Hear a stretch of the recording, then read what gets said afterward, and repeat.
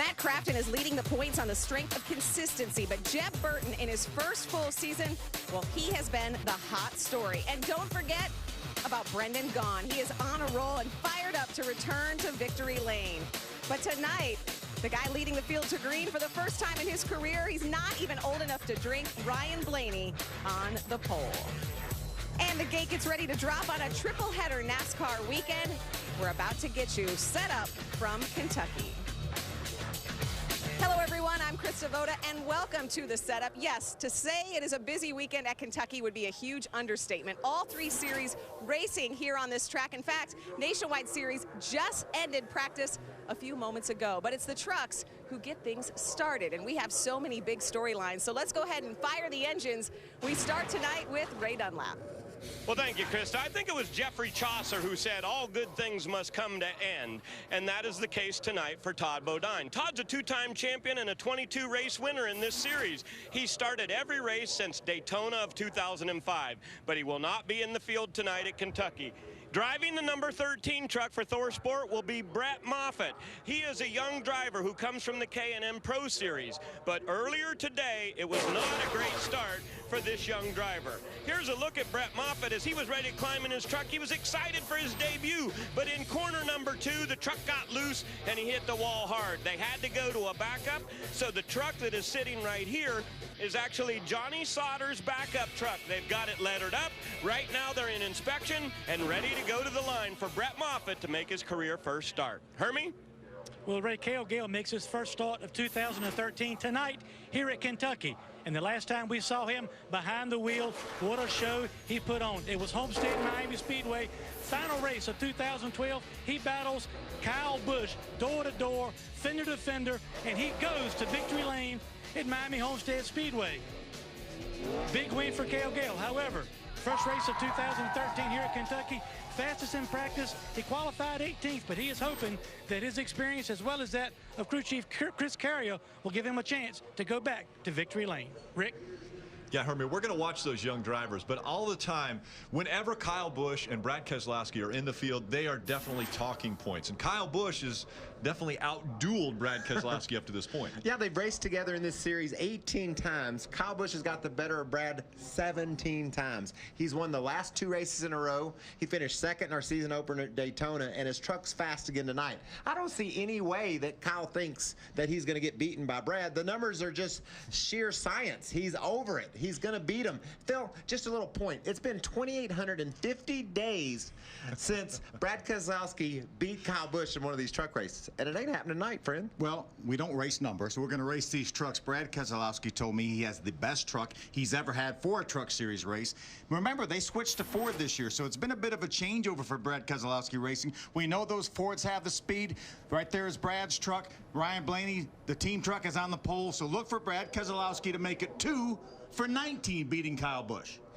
I may have to separate these two. Krista? You guys are fired up. I love it. You know, the truck's still rolling out here onto the track. Let's go ahead and take a look at the top 10. They look like this. We mentioned Matt Crafton, your points leader. Jeb Burton, the rookie, close behind. Our pole sitter, Ryan Blaney, right in the thick of things as well. Ty Dillon, not the kind of start to his season he wanted. He is still 7th in points. Dakota Armstrong rounds out the top 10. But perhaps the bigger story, those on the outside looking in. Timothy Peters, Ron Hornaday, Joey Coulter. 3 big names still trying to get membership back into the top 10 club. Still to come on the setup, Jeb Burton lassoed his first Truck Series trophy in Texas when we talked to his parents about their passion for their son's rising career. The level of intensity with your emotions is a lot different. I mean, I was always excited and I was always cheering for Ward, but it's just a whole different ball game. And a heartwarming story about a young NASCAR fan who gets to live out a dream and got some new wheels thanks to the guys who drive our sport's big rigs. You will not want to miss it. Camping World, America's largest retailer of RVs, parts, accessories, and service. Visit campingworld.com today. And by Honey Nut Cheerios. Be happy, be healthy. We're at the Wild Asphalt Circus. This track is wide open and fast. We've had a lot of success from these kids. Who is one of the younger drivers that might get to victory lane tonight? Underway from Texas. Jeb Burton, he gets it. He came to this sport with a lot of enthusiasm. He figured out how to harness that enthusiasm. Ty Dillon on the outside, Jeb Burton on the inside. Green flag back in the air. These guys are really going for it now, baby. Jeb Burton with a great restart, had struggled earlier on the restarts, now trying to take the lead away from Ty Dillon. He's got it too. I'll tell you how smart this kid is and how quick he learns. He made a mistake early. He's gotten better and better, and he grabs the lead. Burton trying to win his first ever Camping World Truck Series race. Coming in at turn number 4. Jeb Burton's going to hold up Ty Dillon. Burton wins at Texas.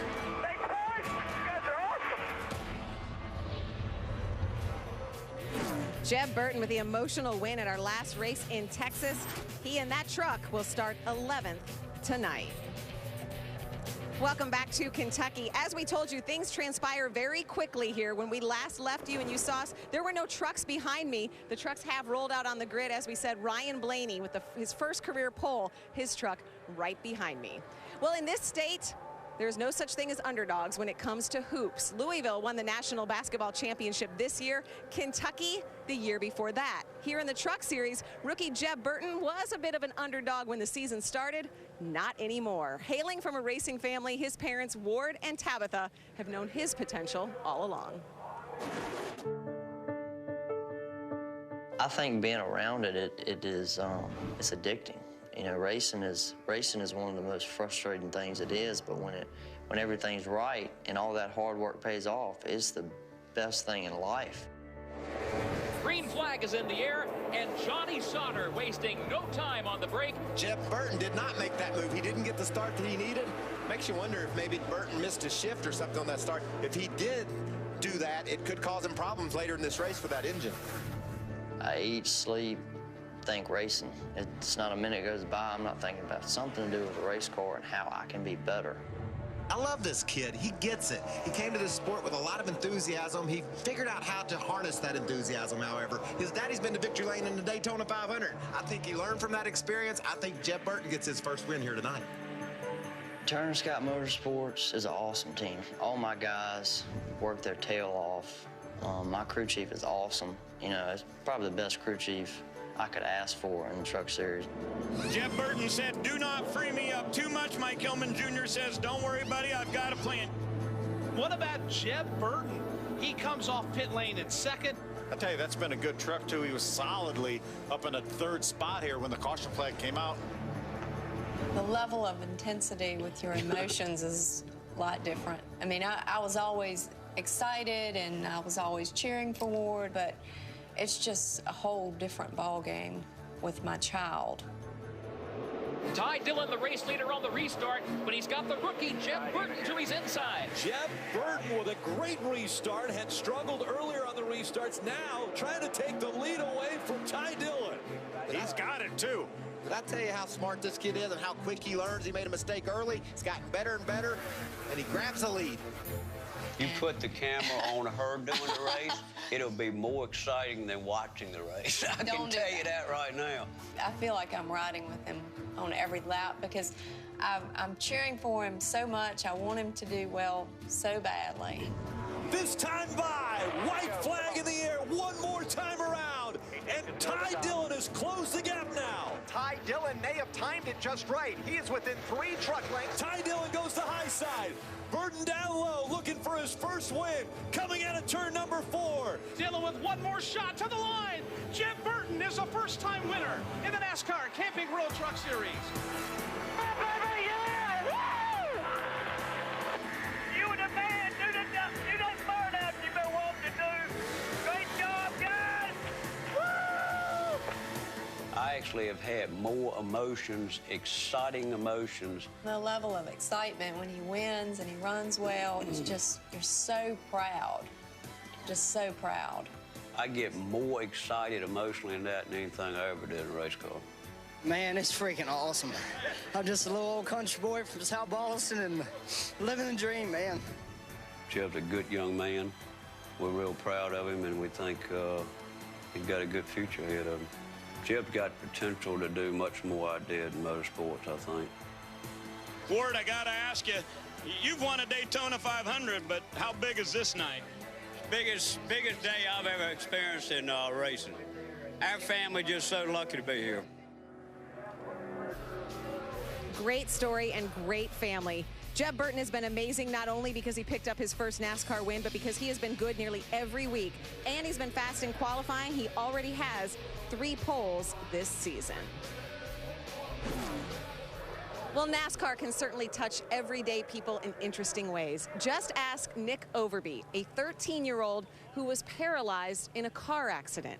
Well, Nick now has a new set of wheels. A NASCAR fan, Nick was in need of a new wheelchair, so thanks to the NASCAR Professional Race Truck Transporter Association, along with Innovation in Motion and Kyle Busch Motorsports, Nick is now riding in style. Some of our Truck Series drivers even went along to meet the superstar.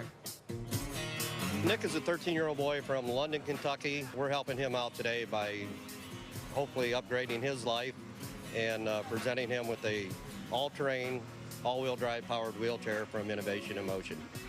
We all get together like one family and we just dream up stuff, come up with stuff, just what we can do to make a kid happy. For us to give a little bit of light and try to help his life a little bit, you know, that means something to us, and that's what NASCAR is all about. It means a lot because it's pretty cool, and people do this stuff for kids. We spend so much time together up and down the road, so whatever's going to make a kid smile, we're all about it. Such a great story, and Nick is in attendance tonight for his very first race. You can follow along with the NPRTTA, again, that's the Hauler Drivers Association, on Facebook to find out more about the continuous work they do for charities. Glad to have you here, Nick. Next on the setup, our defending series champion is also our defending race winner. In fact, he won both races here last year. We will ask him if Kentucky can turn his 2013 season around. And our analysts have plenty to say, especially regarding the color yellow. There were plenty of cautions here in the fall. What makes Kentucky so difficult, and how do drivers race this place? Those answers next.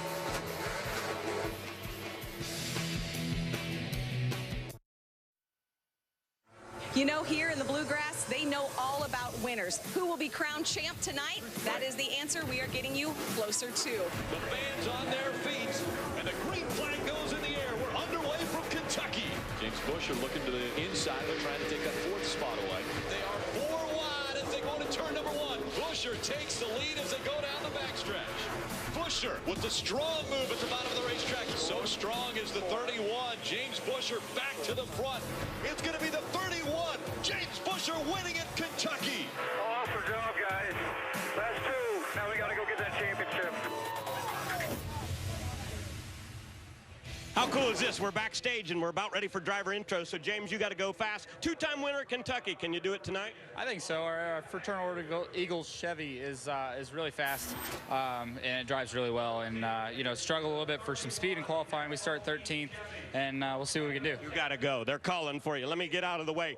James Buescher rolls off 13th tonight, and he does not have a top 5 yet this season. Hermie? Well, Herman Quiroga comes off a career-best 3rd-place finish at Texas. It wasn't a win, but how does that experience of finishing in the top 5 maybe prepare you for a victory lane trip tonight? Well, I was going to say I can't be happier. We just came for a 3rd best finish, and it was great for me, for my country. It was the first. I was the first Mexican to be in the top 3 for a national division of NASCAR, so that was great.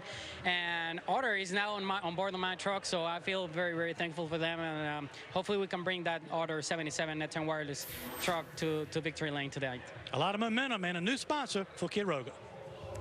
Yeah, that's right, Hermie. That run at Texas helped him bring about that new sponsor on board this week. Could Herman Quiroga be our next first-time winner? Well, let's go back to James Buescher for a second. He is a Texas guy, but he has grown very fond of Kentucky. He's only finished outside the top 10 once here, and as you just saw earlier, he swept the races last year. The kind of season he's having, as he told Ray, this race comes at the perfect time.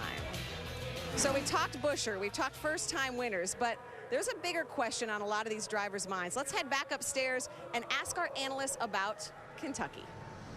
Yeah, Chris, probably the biggest question is, how do you handle this difficult track, and that's what I'd like to ask our analysts right now. How do you handle a track where two drivers got turned around in qualifying when there was only one truck out there? What I love most about this track is the options that it presents these drivers when they get down to the corner. The race is now all on those drivers. The setups are pretty much set. You can tweak them, but you're not going to change them. They're going to be bouncing around. There's a lot of bumps and undulations in this racetrack, but what I love, Phil, there's grooves. There's multiple grooves. Guys will be up in the white trying to find a groove around this track. They're looking for some smooth racetrack. It's up high, but you get up high and you're not fast enough, a guy will go underneath of you and crowd up. There's going to be a lot of action, Rick, a lot of speed, but the bumps and all the wide grooves in the corners is what's going to make it fun. You know, the thing I love about this racetrack is you think, okay, this is a difficult racetrack. It's rough and bumpy. The drivers wouldn't like it. They'd love it because it has character, and a driver can make a difference here. That's what they like. They want to be a part of this. They can make a difference. They can get that truck to victory lane. All right. What driver makes the difference and gets to victory lane tonight? Well, we talked earlier about Kyle Busch being in the field, Brad Keselowski, and now they're going for a triple this weekend. I think it's going to be a guy that hasn't been to victory lane in a Truck Series race in almost 10 years. Brendan Gaughan, he's got 5 top 5s in a row coming into this race. He's very comfortable moving around the racetrack, running up high, trying to find some grip. I think Brendan Gaughan gets to victory lane tonight. I haven't seen the speed out of Kyle that we usually see. I don't think he has a truck to get it done. Brad loves his truck, but he hasn't been able to win one of these babies. A guy that is always strong on these size of tracks is Ty Dillon. I think Ty Dillon wins tonight, and your two expert analysts just picked against the two favorites tonight, Brad and Kyle, but we believe in those two trucks we picked. All right, Krista, a difficult racetrack. Brendan Gaughan, Ty Dillon, or maybe the two Cup stars. We're not sure yet. Well, Michael, we said you're analysts. We never said expert analysts. This could be a race of survival. The field is set. Soon the sun will be too. It's racing under the lights in Kentucky. We will continue to get you set up next. CNN has always brought you the most important stories from wherever they happen. Bin Laden is dead. Now you can get live CNN wherever you are. CNN is live on CNN.com and the CNN apps for iPhone and iPad. First up, a fight that is about money. We begin tonight keeping them honest. Anytime, anywhere. Watch live now. Presented locally by Hyundai. Get a move on to your Hyundai dealer during the Let's Go sales event. Find great savings on every new Elantra. But hurry, this event ends April 30th. Camping World, America's largest retailer of RVs, parts, accessories, and service. Visit campingworld.com today. And by the one and only Cheerios. Saturday race day sits down with your favorite drivers, plus relive the top 5 Kentucky moments. Don't miss NASCAR race day live from Kentucky, Saturday at 4:30 Eastern, only on Speed.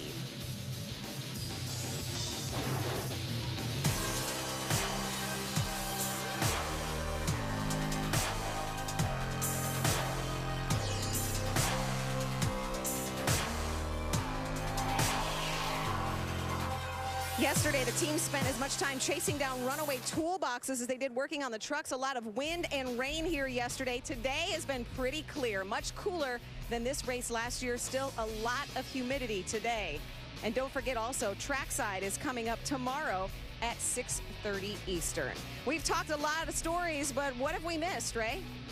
Well, Kristen, more than 25 times in this series, we've had a team finish first and second in the race, but never in the history of this division has a team gone 1, 2, 3. And I think tonight there's an opportunity for that to happen. The guys in the booth told us already about how good Kyle Busch is. He's a 15-time winner on mile and a halves. But tonight, KBM is qualified 2nd, 5th, and 6th. I think Bubba Wallace, Joey Coulter, and Kyle Busch have a chance of breaking that record tonight. We could see our first ever 1, 2, 3 finish. Hermie? Well, Ray, a couple weeks ago at Texas, Ty Dillon finished second. He finished third in this race both times last year. But you qualified 22nd. But you're probably lucky to be here sitting on the grid 22nd after qualifying. What happened on that qualifying lap? And if you got some adjustment in your truck for the race? Well, first of all, I got to thank Team Dillon Racing. I went dirt track racing this past weekend with my super late model Lucas Oil Series and got a little experience. Didn't know I was going to have to use it here in Kentucky, but no, our Bass Pro Shop Chevy was fast in practice and race runs, and anytime we mocked up to do a qualifying run, we were extremely loose, and I think it just kind of got away from us there in qualifying, and we'll be better, but I'm excited to now be able to put on a show for these people. And we've had fast equipment last week at Texas, or last race at Texas, and just came up a little bit short, and I don't think we'll be anything less than this week. We should have an opportunity to win. I got the best guys on pit road, so I'm looking forward to tonight. Going to be fun to watch a 3 truck come from the back to the front. Ray? Big question tonight is whether Timothy Peters can win. You qualified 9th, got some nice new sponsorship on the truck, and we said in qualifying that every other race you guys get a top 10. Is tonight it's the first victory of the year? We wanted consistent top 10s, and we think so. We got a good Valvoline tire discounters Toyota Tundra. I'm really optimistic about tonight.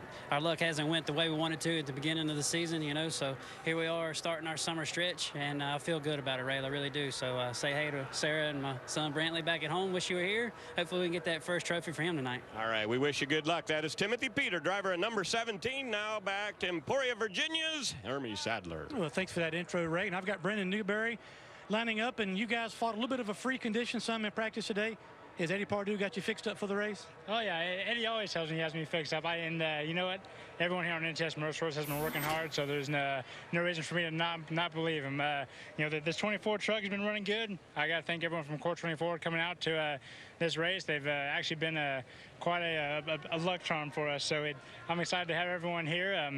You know, this is a fun place. It's completely different than any mile and a half we go to. It's bumpy, it's fast, you know, and just how the banking goes away and comes to us on the track is different than any track that we've been to. So, you know, this is the same truck we ran at Texas, and we had a good finish there. So I'm just hoping Eddie and everyone from NCWTS Motorsports has a good one for us tonight, just like we did there. A lot of confidence from the 24 team. Krista? Well, which drivers get excited to see Kentucky on the race calendar? We talked to Ty Dillon. He was 3rd in both races here last year, has his work cut out for him tonight. Brad Keselowski, runner-up to Buescher in June. Kyle Busch has never finished worse than 7th. And why do you watch the setup? Because based on my count, we either talked to or about 18 different drivers in the field. We get you set up like nobody else can. You know, this track has only been hosting the big boys for the last 3 seasons, but it has been a regular fixture for the trucks for years. Tonight, the start of another Triple Crown. The trucks get things started as all 3 series racing on 3 straight nights. As we said, the trucks in the paddock first. The boys get us ready to race in the Bluegrass State. You will see it next and only on Speed. Burton grabbed the bull by the horns, lassoing in his first Camping World Truck Series win in true Texas fashion. As the noose grows tighter for the veterans in the points battle, will the Bluegrass State breed yet another young buck into a champion thoroughbred?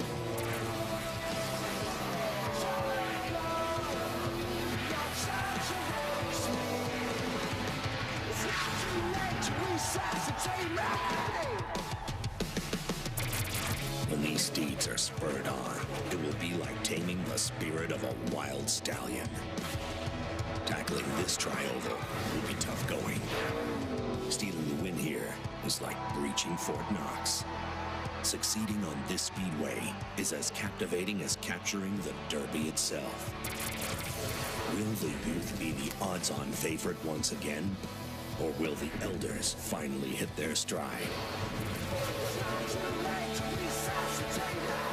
The NASCAR Camping World Truck Series is coming up from Kentucky. And welcome to Kentucky Speedway. Getting ready for the UNOH 225. It's the 8th race of the 2013 season for the NASCAR Camping World Truck Series. Who do we need to keep our eyes on tonight? How about a guy who's won not only a nationwide championship and a cup championship, but in 55 starts, has yet to win in the Truck Series? Could it be tonight? Kyle Busch, he's won 32 times in the Truck Series, and he's won the last 2 truck races he's been in. He would have to be your odds-on favorite. But the last time Cale Gale was in a race against Kyle Busch was the first loser, and Cale Gale went on to win his first ever Truck Series race. But Ryan Blaney, the first winner of the day, he was able to win his first career pole, and he will bring the field to the green flag tonight. Let's get underway with our pre-race ceremonies. Recently, NASCAR's racing community lost one of its own when driver Jason Leffler tragically passed away at the age of 37. For more than a decade, Jason was a fierce and versatile competitor in NASCAR and displayed an energy, passion, and spirit that made him extremely popular with his peers and race fans. Please join Kentucky Speedway and NASCAR in a moment of silence as we remember the life of Jason Leffler and keep his family, friends, and fans in our thoughts and prayers.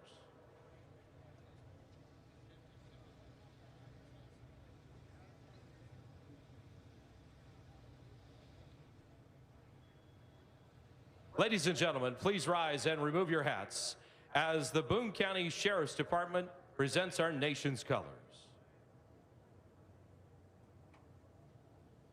Please remain standing as Larry Campbell of Raceway Ministries offers today's invocation.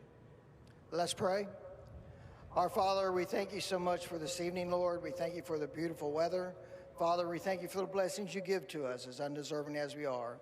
And Father, we do pray for the Leffler family at this time. Lord, just wrap your arms of love around them and be with them. Father, bless everybody that was involved in this race tonight. Father, the employees of Kentucky Speedway and the employees of the Truck Series. Father, we thank you for their efforts, and we ask for safety tonight, Lord. Safety for the fans, safety for the fire and emergency teams. Father, we just safety for the drivers and all their teams and everyone that's involved with them. Lord, we love you, and in Jesus' name we pray. Amen. Here to perform our national anthem, please welcome Edgewood, Kentucky native Kelsey Harmon. Oh, say, can you see by the dawn's early light what so proudly we hailed at the twilight's last gleaming, whose broad stripes and bright stars through the perilous fight o'er the ramparts we watched were so gallantly streaming, and the rockets' red glare, the bombs bursting in air, gave proof through the night that our flag was still there. Oh, say does that star-spangled banner yet wave o'er the land of the free and the home of the brave?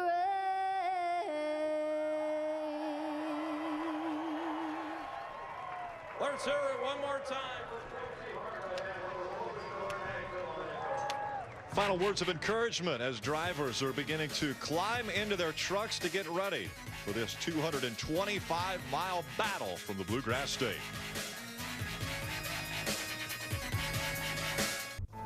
Duck. Duck. Goose. Our technology builds some of the best tires in the world, because when it comes to performance, we don't just play around. Cheater, we said no 360s. Buy a set of 4 select Yokohama tires now through July 7th and get a $60 Visa prepaid card during the summer Joyride promotion. See participating Yokohama dealers for details. On Speed is brought to you by Camping World, America's largest retailer of RVs, parts, accessories, and service. Visit campingworld.com today. By Aleve, 2 pills, all day strong, all day long. And by the one and only Cheerios. Welcome back to Sparta, Kentucky, as we're getting ready for the start of this one. Drivers are strapped into their trucks. We've got to talk about a few topics, one of those being the speed at this racetrack and how difficult it is to get around this 1.5 miles, as well as who's hot right now in the Bluegrass State. Hello once again, Rick Allen, Phil Parsons, Michael Waltrip with you. Now, Michael, let's talk a little bit about the speeds that we see at this racetrack, and we've already seen how difficult a racetrack it is to try to handle. Well, you go down in these corners with a tremendous amount of speed, over 180 miles an hour as you enter, and they're pretty flat, Rick, and very bumpy. Race car drivers will tell you they love this track, but watch this.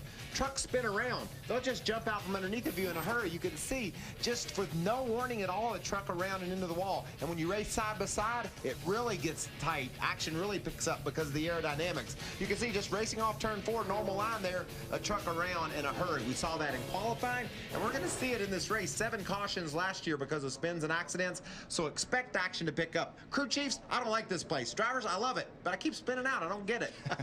Well, let's talk about who's stout right now. Right. Matt Crafton, top 10 finishes in every single race this year, top 10 and up at the top of the points. Then we've got Brendan Gaughan, 5 top 5s in a row coming into this race. There he is right there in the South Point Chevrolet. He thinks he's going to get to victory lane today. And then how about Jeb Burton? Top 15 finishes in all our races this year, including that win last time out. And James Busher, remember, don't forget now, he hasn't got to victory lane yet, but he won 4 times on the mile and a half, both of them here at Kentucky. I hate to correct you, Phil, but those guys are hot. What about the guy who's won the last 2 races in the Truck Series, Kyle Busch? He's pretty hot, too. He's pretty hot. Let's hear the command. Race fans, it's time for those most famous words in motorsports. Here to give the command to start the engines, please welcome tonight's Grand Marshal, President of UNOH, Dr. Jeff Jarvis. Are you ready, Kentucky Speedway? Drivers, start your engines!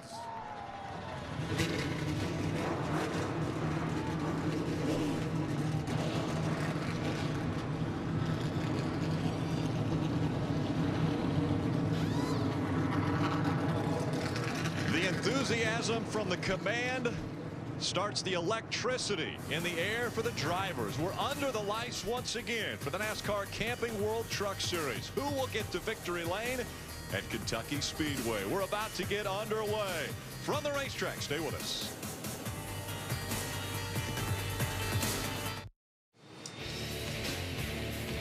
Welcome back. Trucks are beginning to roll around the mile and a half here as we get ready for the UNOH 225, 150 laps here at Kentucky. Our starting grid will roll across the top of the screen. Front row made up of Ryan Blaney and Darrell Wallace Jr.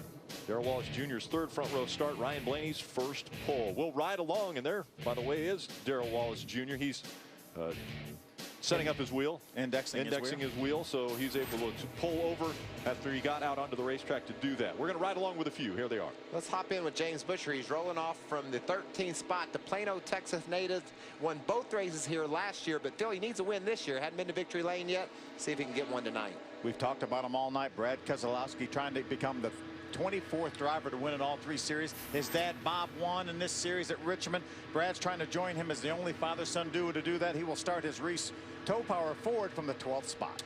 Let's hop inside of 9th place starting Timothy Peters in the Valvoline Next Gen Toyota. He's starting in the top 10. He led the points late in 2012, but it's been a rough start to 2013. He likes the big tracks with a lot of speed. See if he can get his season on track tonight.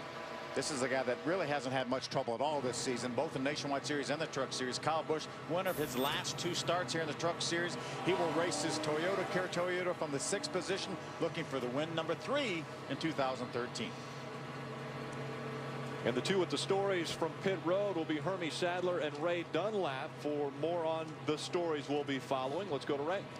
Well, thank you, Rick. You guys have already touched on the fact that Kyle Busch is always a factor when we go mile-and-a-half racing. He's won 15 times on these kind of racetracks. Now, 32 victories in this series is pretty impressive, but who has finished second to him the most? Todd Bodine, who's not racing here tonight. Ron Hornaday has done it 5 times, and as we look back through this group, a lot of different drivers have finished second to Rowdy, except for Brad Keselowski. And you guys have already touched on it. We think those 2 guys are the ones you're going to have to beat if you want to win tonight here at Kentucky. Hermie? Well, Ray, if you ever need an example of how difficult it is to make it in big-time NASCAR racing, look at 2 trucks tonight, the 13 of Brad Moffitt and the 30 of Cale Gale. Brad Moffitt is a standout in the K&N Pro Series. He comes to this series with a one-shot opportunity to try to make something happen. He struggles in qualifying. He will have to start at the back of the pack. Cale Gale wins our season finale at Homestead last year. He makes his first start of 2013 tonight. A lot of pressure on these young drivers to take advantage of limited opportunities and go to victory lane. Rick? Thank you, Hermie.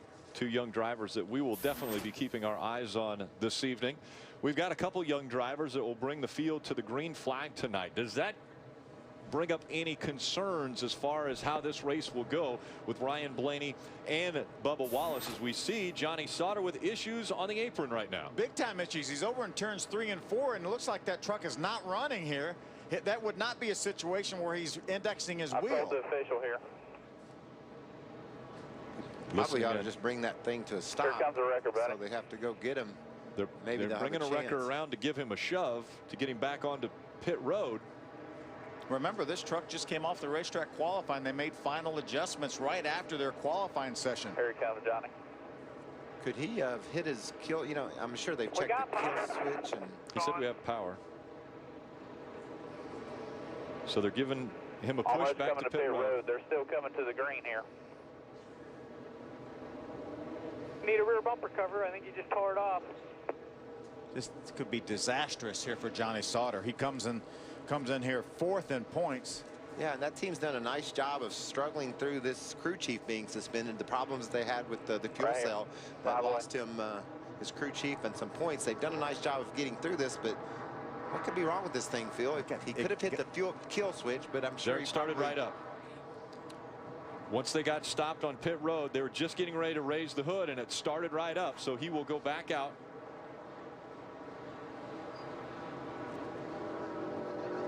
Going to be quite a ways behind, but I don't think. I think he's going to be okay. He's almost to the racetrack now. I'm sure NASCAR will waive the speeding penalty on pit road. He'll be at the end of the longest line. That's for sure. And he's going to be wide open when he gets there. And when he gets over there, he's going to see a truck that looks a whole lot like his back there. Brett Moffitt's in his backup truck. So here they come to the green, and Johnny's firing into 3. All in line. They are behind. Ryan Blaney won his first pole earlier today. He brings the field to the green flag. It's in the air. We're underway.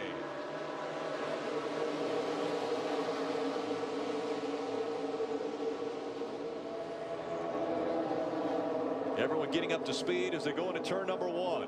Side by side for the lead early. Darrell Wallace Jr. really leaned on Ryan Blaney as they entered turn 1. He took the angle of the corner away. Ryan wasn't going to give it up, though. He's able to power bow on the outside and get the lead into 3. Ryan shows the outside line. As the pole winner, you get to choose inside or outside. He chose outside for the start.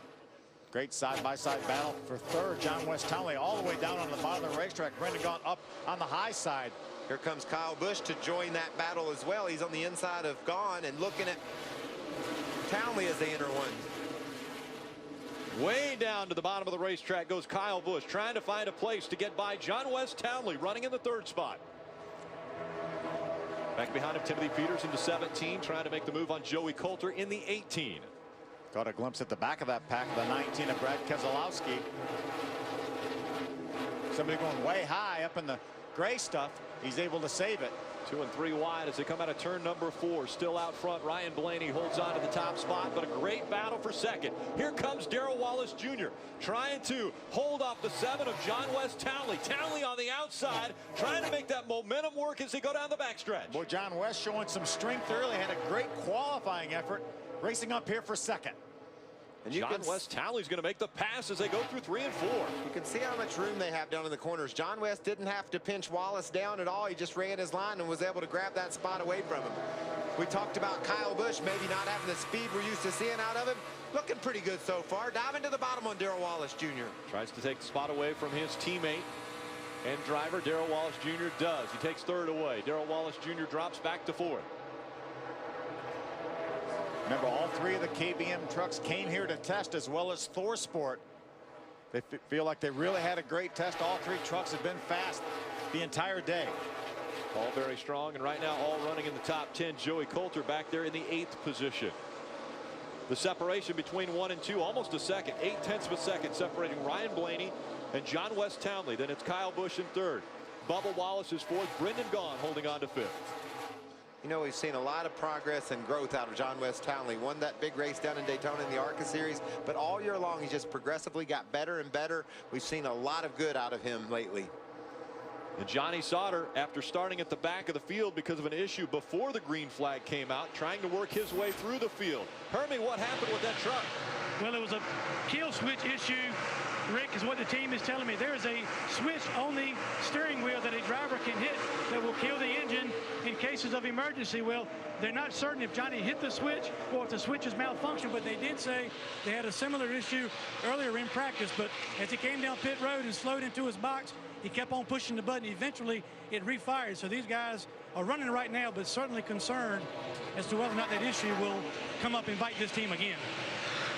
Holding on to the 26th spot right now is Johnny Sauter. And now Kyle Busch looks to the inside of John West Townley, trying to take second away. Look how strong Townley is on that exit on the high side. He's able to hold Kyle off. Seems like Kyle Busch is about the only guy to run as low through the turns as anyone on the track. He's running almost down on that yellow line compared to everyone else about a line up. Well, Rick, when you've got a truck that you can go places where no one else is, that's a huge advantage, because when you never get held up in traffic, you just go where they ain't. And so far, that's what Kyle's been doing. He couldn't clear John West, though, so it looks like now maybe he's going to go up on the high side and give it a try. Way up the track goes that 51 of Kyle Busch. I think he got loose getting into that corner trying that other line. Look at all the ground he lost to Townley. And here comes Wallace Jr. up on the back of him. Looked like John West actually drove down to the bottom of the racetrack, a little bit lower than he had been running. Now he moves back up in the middle of the racetrack. Kyle Busch trying to get that momentum back. Darrell Wallace Jr. behind him. Ryan Blaney, he's been out front since the drop of the green flag. Now has a 2.5 lead over John West Townley. Ryan Blaney still out front, has a 1.7 second lead over John West Townley. Kyle Busch holds on to third. Bubba Wallace is fourth, and Timothy Peters has been able to get by Brendan Gaughan and has taken over the 5th spot. It's the best battle on the track here. Kyle Busch has closed in on John West. John's able to run that high side. You know, when you go up there, the road's just a little bit smoother. You can keep your momentum up. And look, right there, he just shoots through the center of the corner and is able to clear Kyle Busch on exit. So the top's a little smoother, it's a little further, but you keep all that momentum wound up. One of the other trucks we're going to keep our eye on is Brett Moffitt in the 13. He had to start at the back after a qualifying incident. How are they doing, Ray? Doing very well, Rick. They've moved up significantly up into the mid-20s now. And as I documented in the setup show, that is a backup truck from Johnny Sauter's rig. Chassis number 45 ran at Dover last. So Brett Moffitt feeling pretty good on entry. Says he's a little bit snug coming off of the corner. But this is his first ever start in Camping World Trucks, hoping to get approved to run his next race at Michigan. Hermie? Well, Ray, the 51 of Kyle Busch obviously has a solid race truck. However, it's not perfect just yet. He's loose on entry into the corner, but tight on exit. So a little bit of a balance issue that the 51 truck may have to address depending on how the truck reacts throughout the rest of this fuel run. Guys, you know Ryan Blaney out front here. He led this race back in September in the second race. Led 13 laps, ended up finishing in 11th, but man, does he have a strong truck tonight. He's got a really fast truck. Like we were talking about in qualifying, he out-qualified his teammate, Brad Keselowski, by 0.4 of a second. A lot of people down in the garage thought Brad might have the truck to beat, but early in the going, it's his teammate. Maybe they had him mixed up down there, Phil. Brad got in the wrong truck. We talked a little bit about Brett Moffitt moving up through the field. Just ahead of him is his teammate Johnny Sauter, who dropped to the rear as well. And Johnny seems to have a solid truck. He's able to get by Brett and has marched his way into the top, right near the top 20, running in 21st right now. So looks like Johnny's going to rebound from that rough start, maybe have a shot to have a solid day. Yeah, Johnny's going to need to catch a caution. Right now he's being shown 22 seconds behind our leader, Ryan Blaney. There's Johnny right there in the Carolina Nut Toyota.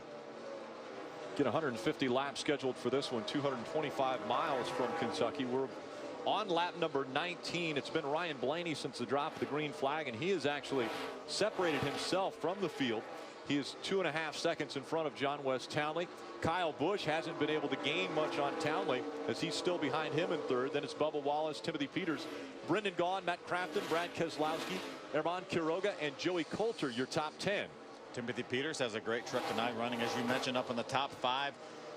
Fastest truck on the racetrack the last lap. Again, this lap, the fastest truck on the racetrack. Timothy Peters with that new sponsor on board, trying to make things happen for Valvoline Next Gen. There's a couple of Turner Scott Motorsports teammates. can see the Fraternal Order of Elks, the 31 truck of James Busher there. Eagles. Yeah. They're birds. The Elks are on the ground. I get it. So James Busher holding on to the 12th spot. His teammate trying to take it away from him. But, you know, this is what's so great about this series. You got a couple of trucks there that are evenly matched. They're probably set up a whole lot alike, Phil. But Busher seems to like the bottom of the racetrack, and Pluto likes the middle or the top. They're in different lines earlier. Looks like they're, yeah, there goes Pluto down to the bottom now. So they've been mixing up and slipping around and trying different areas of the racetrack to see if they can make their trucks handle better. And their other teammate right in front of them, James Busher, right now holds down the 12th spot, and there's 11th. The 4th Turner Scott Motorsports truck. Yeah, Ray picked them to go 1, 2, 3, right? They're all together. Yeah. They just got to make a little bit of progress toward the front. We got a long way to go. Wasn't that long ago that we saw those two teammates, Busher and Paluto, battling for the lead at Kansas, and that didn't end up so well. James Busher, Miguel Paluto. Paluto was out front in the 32. Busher was trying to get by. Took the air off of the 32. Both of them ended up making contact with the wall, but it was terminal for the 32. Yeah, James Busher had led a lot of that race and was running behind, trying to get by his teammate to get back up front. And unfortunately, we saw what happened there. That's what happens on these big mile-and-a-half racetracks. You got all that room to run. You think we got plenty of room to race, but you just get hung beside another truck, and aerodynamically, it makes it a handful to drive. The truck got away from Busher. He wrecked his teammate. That's probably the worst feeling you can have when you have a teammate and you take him out during the race, especially when you're battling for the lead. Looking at Jeb Burton in the 4 down at the bottom of the racetrack, trying to get by Joey Coulter. Sideways. And it was difficult. That's exactly what we just talked about. How bad the aero affects these trucks when they're down in the corner. And look, it's still affecting Jeb. 2 of those Turner trucks drive by him because of getting sideways. All 3 Turner trucks running together there. They were 3 wide for a moment. Jeb Burton now back behind his 2 teammates. Well, now he's decided he's going to rally. I guess he wasn't too scared of that little slide he made down in turn 3. You know what, as a young man, as a rookie, anytime you can throw one sideways like that and not crash, that's a valuable lesson. That means the next time that truck's in that same situation, he'll have more experience, more knowledge. Good, bud. Take your time with him and go get him. And know what's going to happen. We're riding along with James Busher, looking back at Jeb Burton. Burton entering the turns quite a bit lower than we've seen, obviously, his teammates run. And he'll know also what got him loose, what situation he was in that got loose, and try not to duplicate that. You know, if he had spun out and crashed, he wouldn't have learned any more. You know, he learned everything he needed to know there by that bobble, that slide. It's just making him a better racer. Caution's out, stay to the top, down the front 62 has an issue. As they cross the start-finish line, the caution flag comes out, smoke rolling out from behind the 62 of Brendan Gaughan. Yeah, sure does look terminal. Unfortunately, Brendan Gaughan coming in here, as we mentioned, top 5s, last 5 races, headed straight to the garage. Still running. Said it's still running, but the smoke rolling out from behind that truck. Is that a little fire under there, too? Yeah. It sure is. Wonder if he probably caught some oil on the headers, maybe. But if it's still running, it's kind of All weird. right, pressure, I'm right behind you here. I'm in the pit stall here. Come on to the pit stall. And more flames. No, shut it off. You got a hole leak. Shut it off. Bring a fire extinguisher.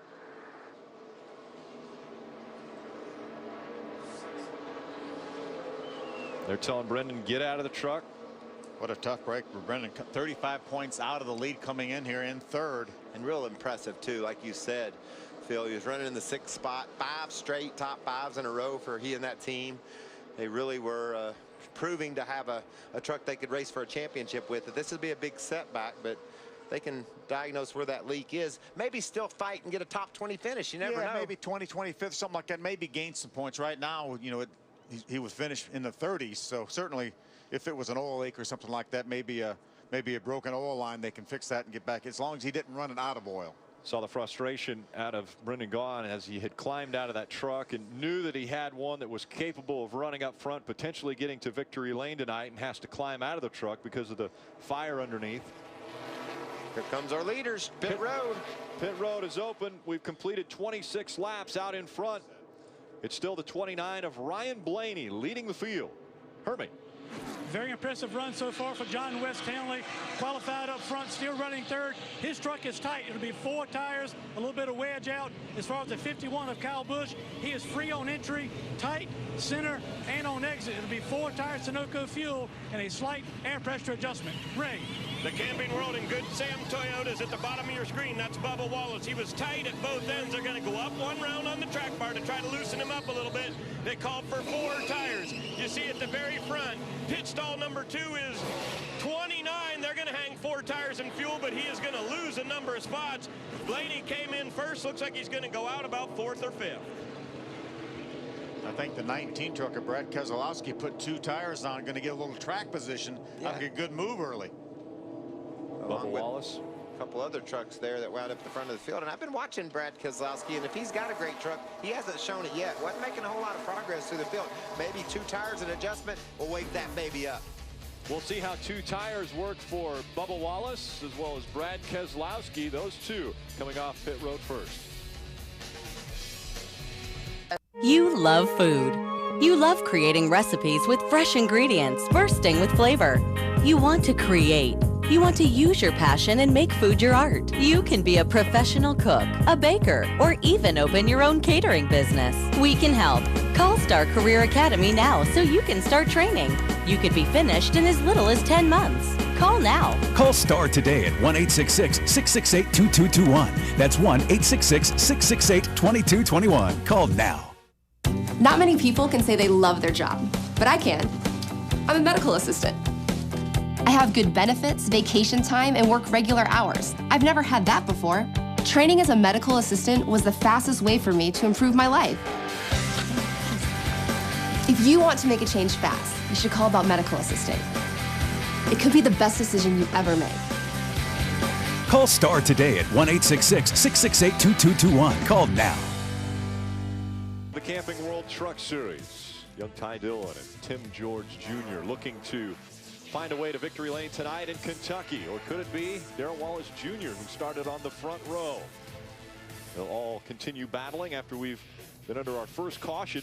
He's going to start on the front row again, Rick. They came in and got 2 tires. This first pit stop, it's always real critical because, you know, you started the race the way you qualified. A few adjustments here and there, but they're learning more about their trucks now. An adjustment, this whole complexion of the race could change. We talked about how difficult this racetrack is to get around as we look at our Camping World track description. See 14-degree banking in the corners. That's the least amount of banking of any of the 1.5 racetracks that we run, and the shortest straightaways.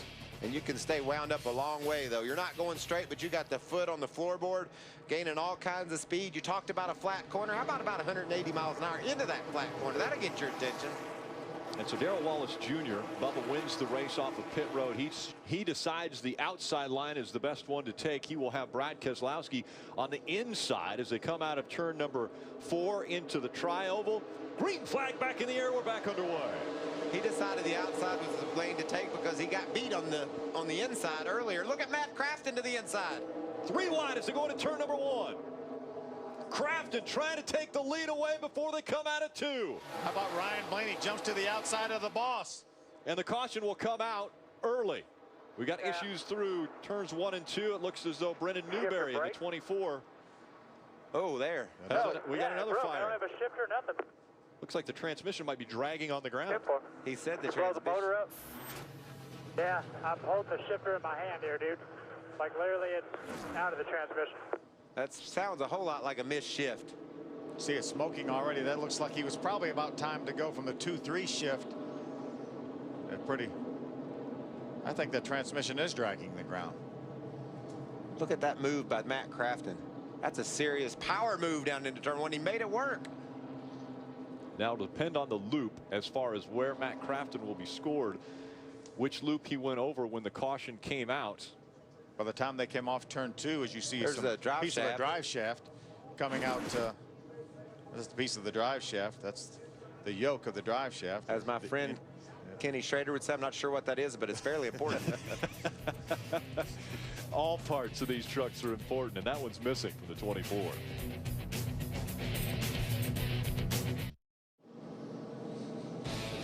Tomorrow night on Trackside, team owner Jack Roush joins the crew for a wild party you don't want to miss. Join the fun with NASCAR Trackside tomorrow at 6:30 Eastern, live and only on Speed.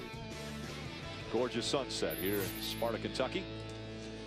Let's see if we can ask Bubba how his early race is going. Got those 2 tires, made a nice restart. Bubba Wallace, it's Michael Waltrip up in the speed booth. Buddy, can you hear me? Yeah, I got you. Great start to this race for you.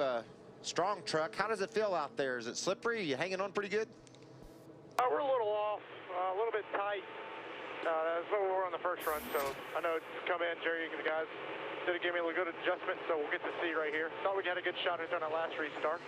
And see if we get back going green. I think we got something for him. Yeah, you've been strong all year long. It's so fun to sit up here and watch you guys dive off into turn 1 at 180 miles an hour to a relatively flat corner. And all the grooves that are out there. Is your truck good on the bottom and top, or are you just dealing with it?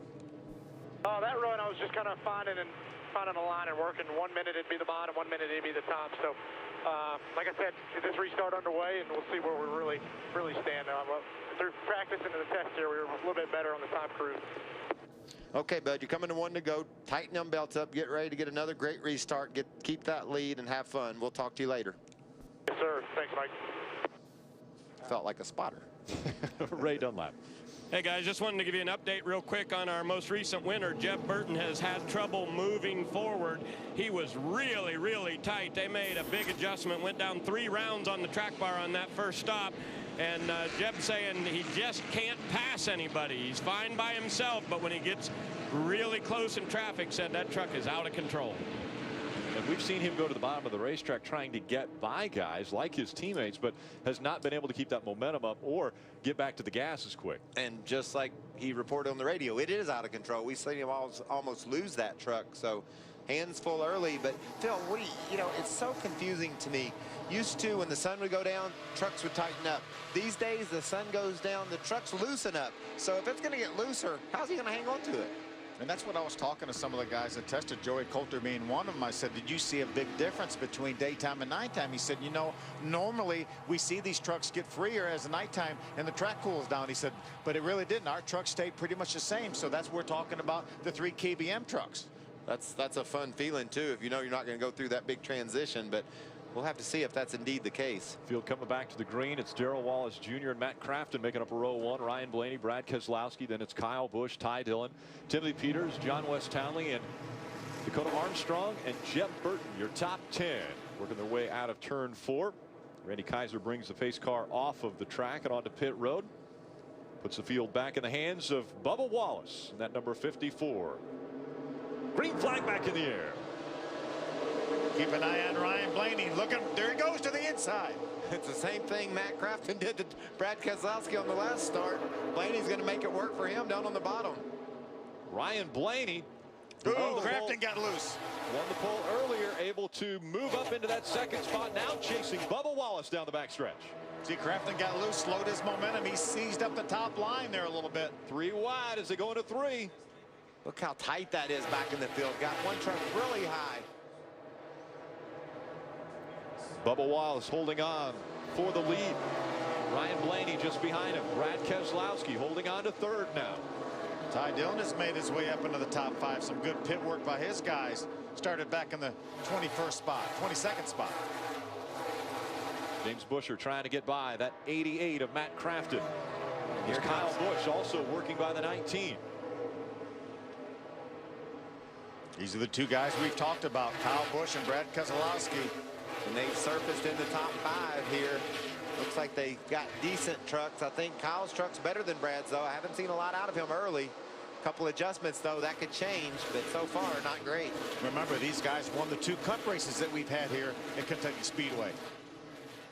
They're battling it out in the trucks now. Kyle Busch in front of Brad Keselowski holding on to that 3rd spot. Now trying to reel in the 29 of Ryan Blaney. Dives to the bottom of the racetrack, trying to take 2nd away. How about that? We were just talking to Darrell Wallace Jr. about how he's going to lead this race, and that's exactly what he's doing. He said he liked his truck in testing a little bit better on the high side, took the high side on the restart, and made it work.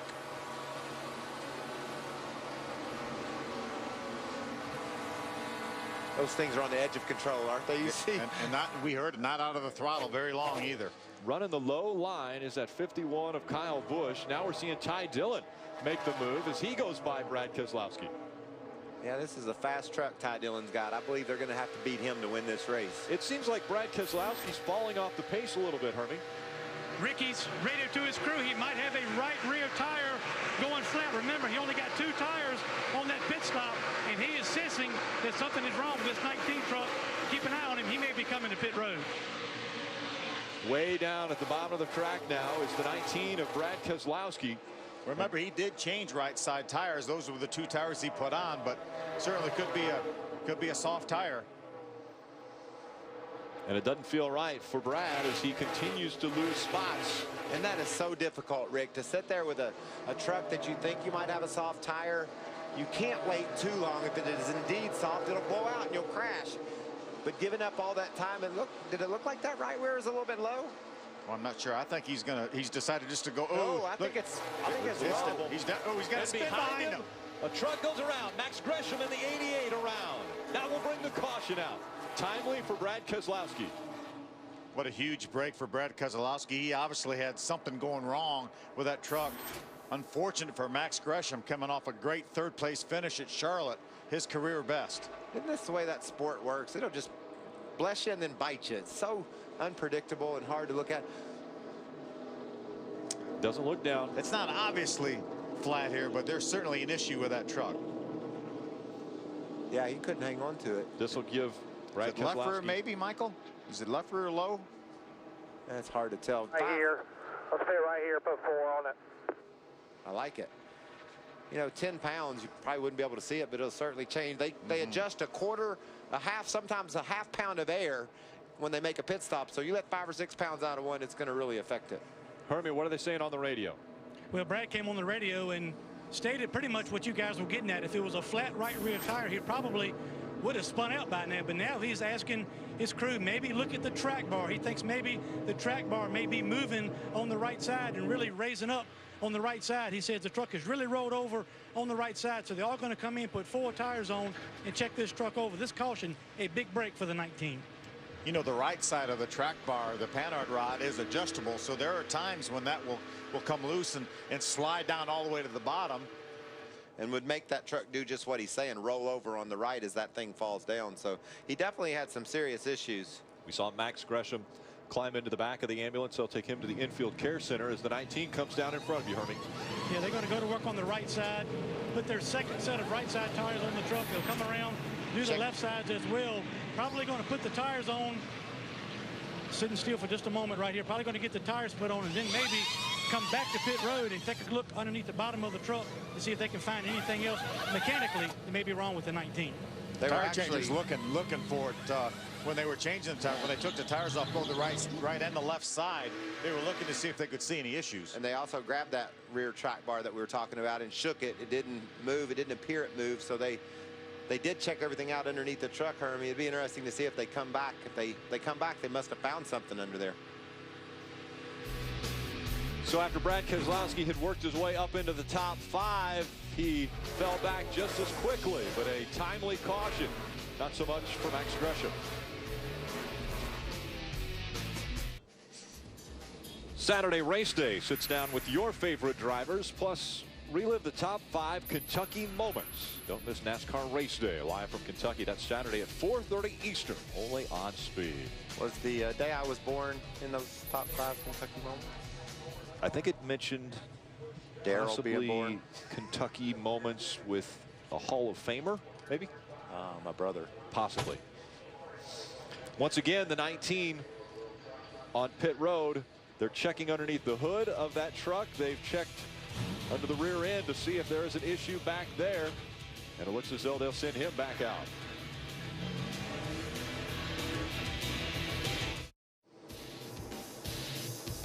Temperature continuing to fall here at Kentucky Speedway as the speeds will pick up as it gets cooler and cooler. Check out that helmet. Speaking of cool. Cooler and cooler. It's got it going on. That's what I love about a NASCAR race. A lot of room in the infield for the kids to roam and play. And it's just a great event, a great weekend, especially here in Kentucky, racing the trucks tonight, Nationwide tomorrow night, Cup on Saturday night. Great place to be this weekend. We'll keep our eye on that 19 of Brad Keselowski, see if they have figured out what the issue was. And keep your eye on that 51 of Kyle Busch. We've seen 2 restarts. The guy starting in the 3rd spot has challenged for the lead by the time they get to turn 1. So if I'm Ryan Blaney, or if I'm Ryan Blaney, I'm going to hug the bottom. Just block. Yeah, that yellow line's going to be my friend. Yeah, keep him from going down there. Keep him behind you. If you can survive 1 turn, you might hold him back there the rest of the way. Bubba Wallace into 54, breaking the field out of turn number 4 once again. Ryan Blaney will start second. Kyle Busch and Ty Dillon 3rd and 4th in that second row. Coming into the tri-oval once again. Green flag back in the air. We're back underway.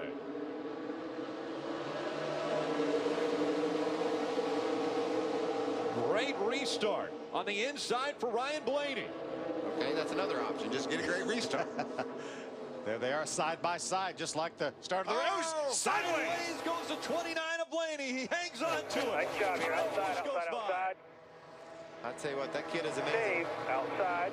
We've seen him sideways like that time and time again. He always hangs on to his truck, but man, what a save that was. Here comes Kyle Busch. Looking at the inside of the 3 of Ty Dillon now for second. Remember, these guys battled at Atlanta for the win. Ty Dillon ended up getting the best of it last time out, last September. Now Kyle Busch has the advantage as they go into 1 and 2. He takes second away from Ty Dillon. Dillon's back in 3rd. Take another look at this start. Look how close those trucks are. Right there it goes. Look at Kyle. What a job by Kyle Busch. You hear him breathing that throttle, trying to figure out, take a second just to look and see where Blaney was going, ducked it to the bottom and cleared him. What an amazing job. Saw the opening, took advantage of it. We go back here a little further in the field. Brad Keselowski in the 19 trying to keep it up to speed, and he has already made his way back up to 16th. That truck is on the move. Obviously, whatever the situation was, it must have had something to do with one of the tires, because that truck looks okay now. He restarted in the 24th spot, already up to the 16th position, and will be battling for 15th with Brett Moffitt momentarily. But Ryan Blaney, after catching his breath on the restart, has got to go in the right direction and is trying to get back up toward the front. Timothy Peters ducked to the inside for just a moment. Now he's going to drive down there again. Down at the racetrack he goes. Slides up the racetrack. We heard him get completely out of the throttle that time. We've seen most of these guys just feather out of the throttle, but look at the momentum he gets on the 7 of John West Townley. Rolled through the center of that turn, kept the momentum up as he came out. Now looking to the inside of John West Townley. Remember, these guys are teammates at Red Horse Racing. See Jeb Burton, the 4 truck, right behind this side-by-side battle, and Joey Coulter, the 18, behind Jeb. Max Gresham, involved in the most recent incident on the track, has been checked and released from the infield care center. Timothy able to make the pass on John West, and John West fights back on the inside. That's a hard row to hoe down there on the bottom, though. Truck really wants to get loose when you shoot the bottom. We've seen it before, especially about right, up off the corner. If you're leaning on that truck on the outside of you, you lose all your aerodynamic downforce, and the thing will swap ends with you. Timothy gave him a lot of room down there not to rob that truck of that air off the rear spoiler. And now Timothy has the 7th spot. John West Townley drops back to 8th, and it's Jeb Burton in the 9th position. Yeah, I think Timothy has a pretty good truck here tonight. Looks like he does. And I think another interesting truck to watch tonight, as you see Brad Keselowski continuing to march toward the front, racing with Johnny Sauter there. Dives to the bottom. Hermie, it looks like that truck's a lot better than it was. Michael, it is a lot better, but crew chief Chad Kendrick does not know what was wrong with it. And right now, it looks like it really doesn't matter. They checked the front end of that truck, checked under the back of the truck, put 4 tires on it. Even the tires that came off, they checked the outer pressure and the inner liner pressure to see if maybe one of the tires had equalized. So they just changed everything that they could on this truck. And right now, Brad K on his way back to the front. Ray? Well, Hermie, we know Brad K came down pit road, but most of the other front runners did not pit at our last caution. But the truck you see right here, number 77, the Otterbox Toyota of Herman Quiroga, came down pit road at 42. They believe they're very close to getting into a window to just to have to pit one more time tonight.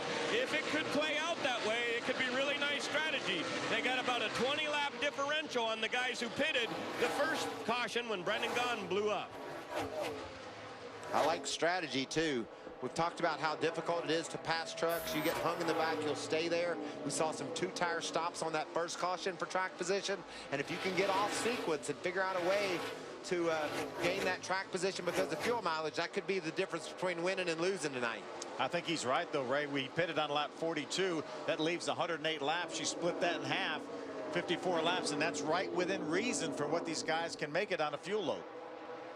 Been impressed with Bubba Wallace all year long. He's led a lot of laps, top 3 in laps led this year, and he's holding off one of the best in the truck series right now in Kyle Busch, and his lap times are equal to or better than Kyle's lap after lap. So this truck's good, and he's out front, and that's a good place for a young man to be. And remember, we've seen this a couple times already this year, where Darrell Wallace Jr. is racing against Kyle Busch either for the lead or for one of the top 5 positions, and normally bad luck hits Bubba Wallace and Kyle Busch goes on and wins the race. We saw it at Charlotte. We saw Bubba trying to get by Kyle Busch, up and running up in the top 3 and ended up losing control, getting into the wall. Kyle went on to win that race.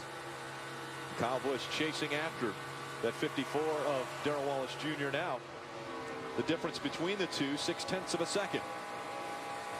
Well, Bubba ran about 1/10 of a second faster that time than Kyle Busch, and really, you know, having that clean air like Bubba Wallace has right now is certainly an advantage.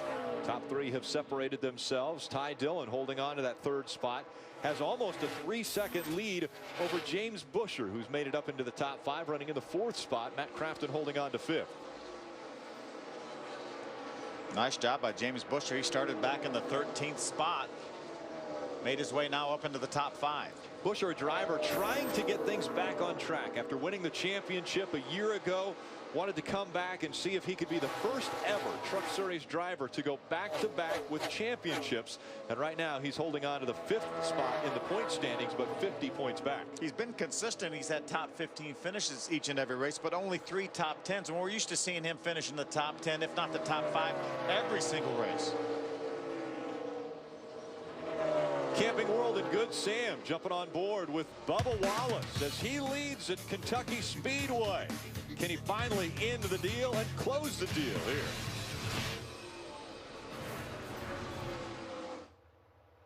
Series switches to endurance mode for the legendary 6 hours at the Glen.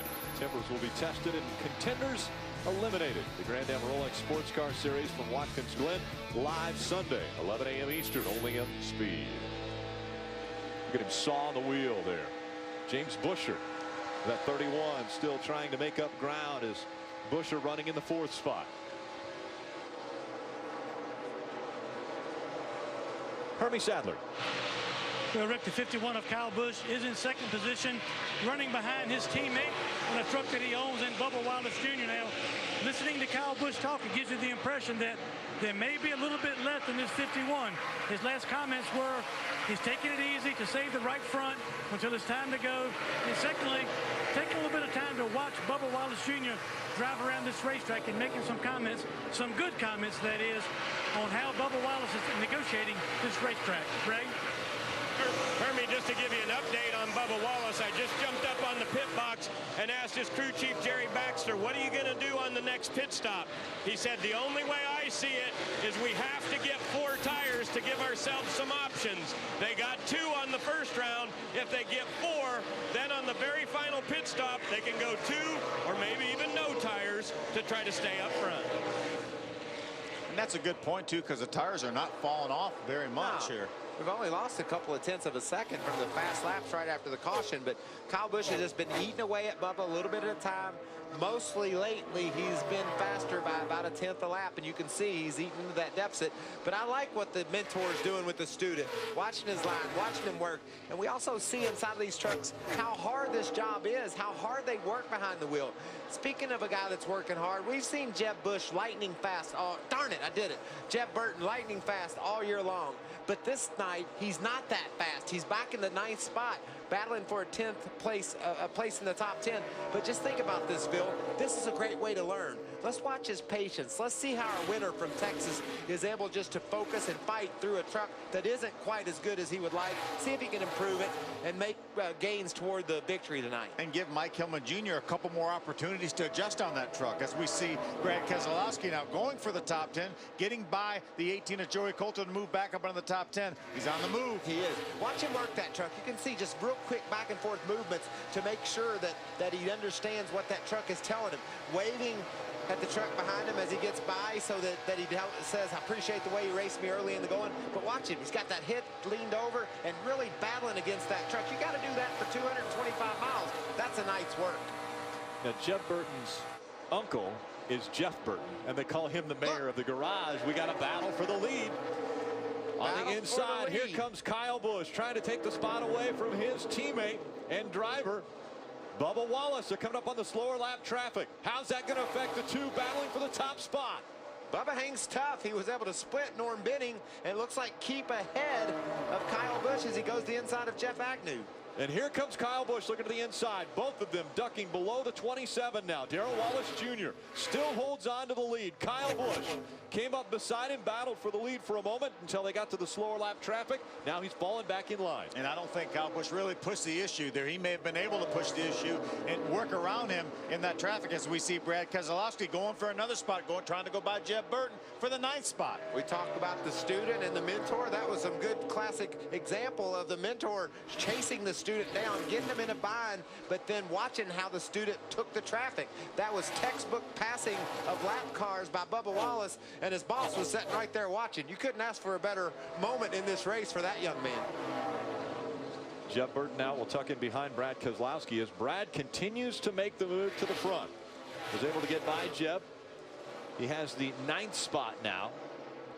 And he's got 17 laps cushion now of fuel. He pitted on lap 44. Lap 27 is when the rest of the guys up in front of him have pitted. A lot of Brendan Gaughan fans are glad to see the 62 back out on the racetrack after he had issues earlier. Ray Dunlap.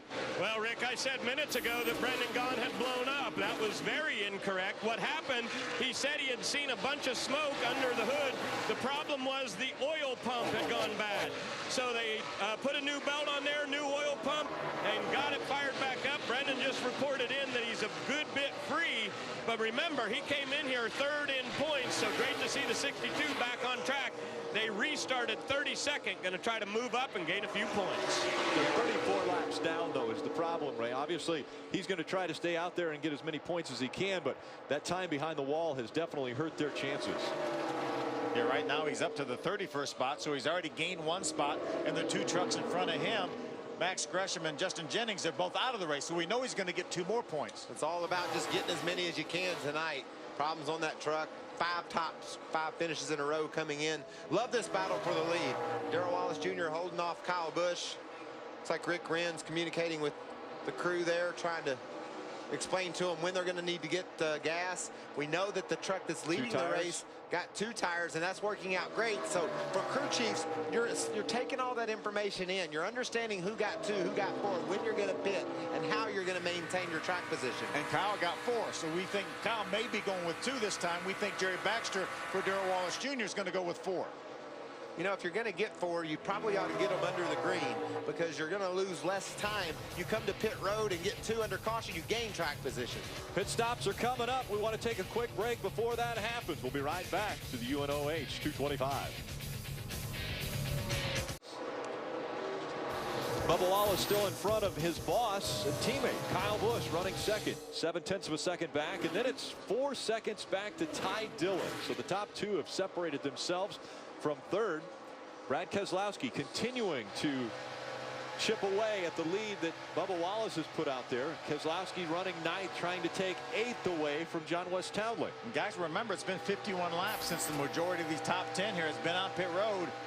I'd say we're within about 5-6 laps of these guys making green flag pit stops, and that'll put Brad Keselowski in the driver's seat, at least momentarily. Look how fast he is, too. Oh, there goes. Around goes John West Townley sideways. He's going to be able to save it. What a move by John West Townley. Caution will come out. Man, I thought I was seeing things. We're riding along with Keselowski, and I said, that truck looks like he's trying to get in my right side door. And Townley was spinning around, but man, I've never seen a better save. What a save by John West Townley. That looked reminiscent of Kansas when we saw Sauter and Hornaday sideways and both save it. And I think he was so far gone, that's why NASCAR decided to throw the caution flag. Well, I threw it too. I was helping him throw it. Wow. Sideways was the 7 of John West Townley. Take another look. Watch this.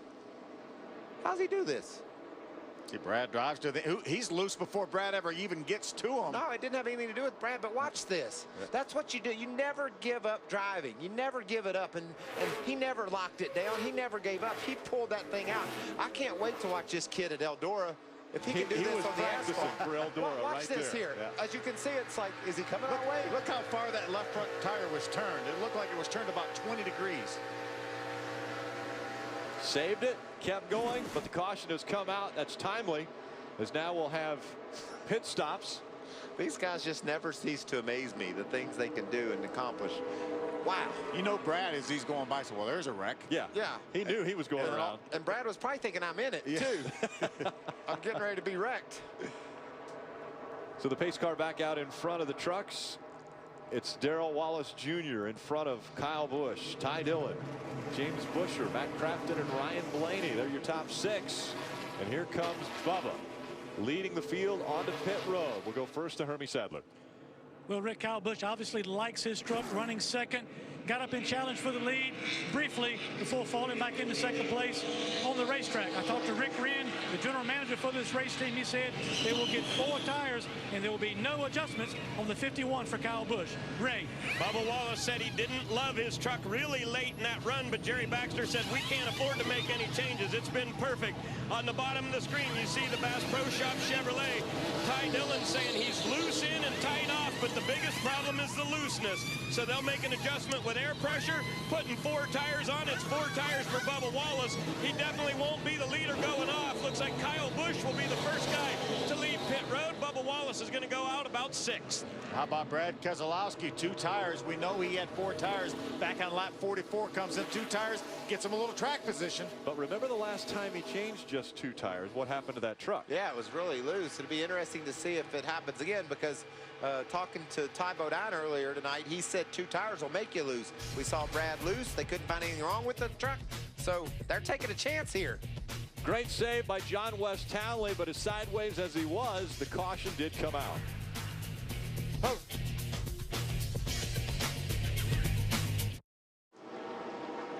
This July, baseball's greatest stars will gather in the most exciting city in the world for the biggest event of the summer. Baseball's Midsummer Classic returns to New York with home field advantage for the World Series on the line. It's the 2013 Major League Baseball All-Star Game, live from New York, July 16th, only on Fox. Let's go see that, Rick.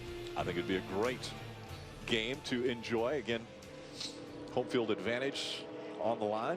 And let's go find out what happened with the 19. Hermie. Yeah, Rick, he had picked up a lot of track position by only taking 2 tires, but then they came back to pit road. They topped off with fuel and also took a little bit of tape off the front of the nose of the 19. So possibly an overheating issue, or to prevent an overheating issue for Brad Keselowski. That's a bad break. But I don't understand why he didn't go ahead and put left side tires on when he had to come back in, because he's going to be at the very tail end of the field. I believe I'd also tried to scrub that debris off on another truck under caution here. Maybe could have rubbed his grill on a bumper and got it cleaned off. Now we got to remember, limited set of tires for these teams. He came in and changed 2 tires, had problems, so they came back in and changed 4 tires once again. So obviously they're looking at a number of tires that are going to be an issue, but this really has been a crazy stop for him, because now he's at the back of the field. Green flag back in the air. Bad start for Ty Dillon. You can see Bubba Wallace is looking to the bottom to put his truck ahead of Ty. Bubba does make the pass on Ty. Now he's lined up behind James Buescher in the 31 truck, but the outside line is the line moving now. Fight for second. Timothy Peters on the outside. James Buescher down on the bottom of the racetrack trying to take it away. What about that 17 truck tonight, Phil? You talked about him earlier. He's really fast. He's now made his way to the 2nd spot. Get a little clean track here. Maybe run down our leader. He's got Ryan Blaney lined up behind him. James Bush is stuck down on the bottom, losing several positions. Kyle Busch out front. Timothy Peters running in the second spot. Then it's Ryan Blaney and Darrell Wallace Jr. fighting for that third position. We see Bubba Wallace move to the inside. Whoa, Ryan watch Blaney, it, Bubba. and contact is made. Around goes Bubba Wallace. We're in the fence. Boy, Ryan Blaney drove right down beside Bubba Wallace and just took the air immediately off that rear spoiler. There just wasn't. Keep down tight. You know the deal. Bubba Wallace looking to the inside. It just looked like to me maybe Bubba entered that corner a little higher than he could have. Maybe been over to the inside a little bit more and ran out of room in a hurry. Even before they got to the corner, he was out of room. Yeah, Ryan was really fortunate that he didn't get taken with Bubba when he went to the outside wall. Bubba was running in the 5th spot. You talked about it earlier, Rick, and how challenging it is, and he's been fast each and every race. Let's take another look at it. Watch when they get to turn 3 and see. That's really early in the corner, and it just looks like Bubba didn't ever get to the left enough.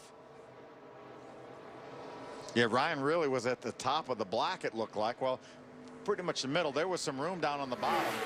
He could have gotten lower, but you know, you can't just whip these things to the left either. We're talking speeds over 170 miles an hour, and he's going to be loose here anyway.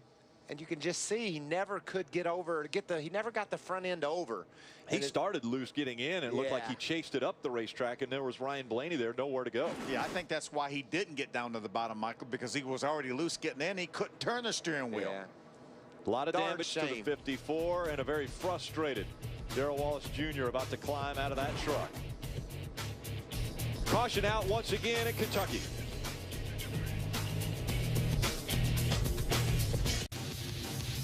The UNOH 225, 88 laps complete of the 150 scheduled, 62 to go, and we have seen Brad Keselowski on pit road numerous times. Michael, what's going on?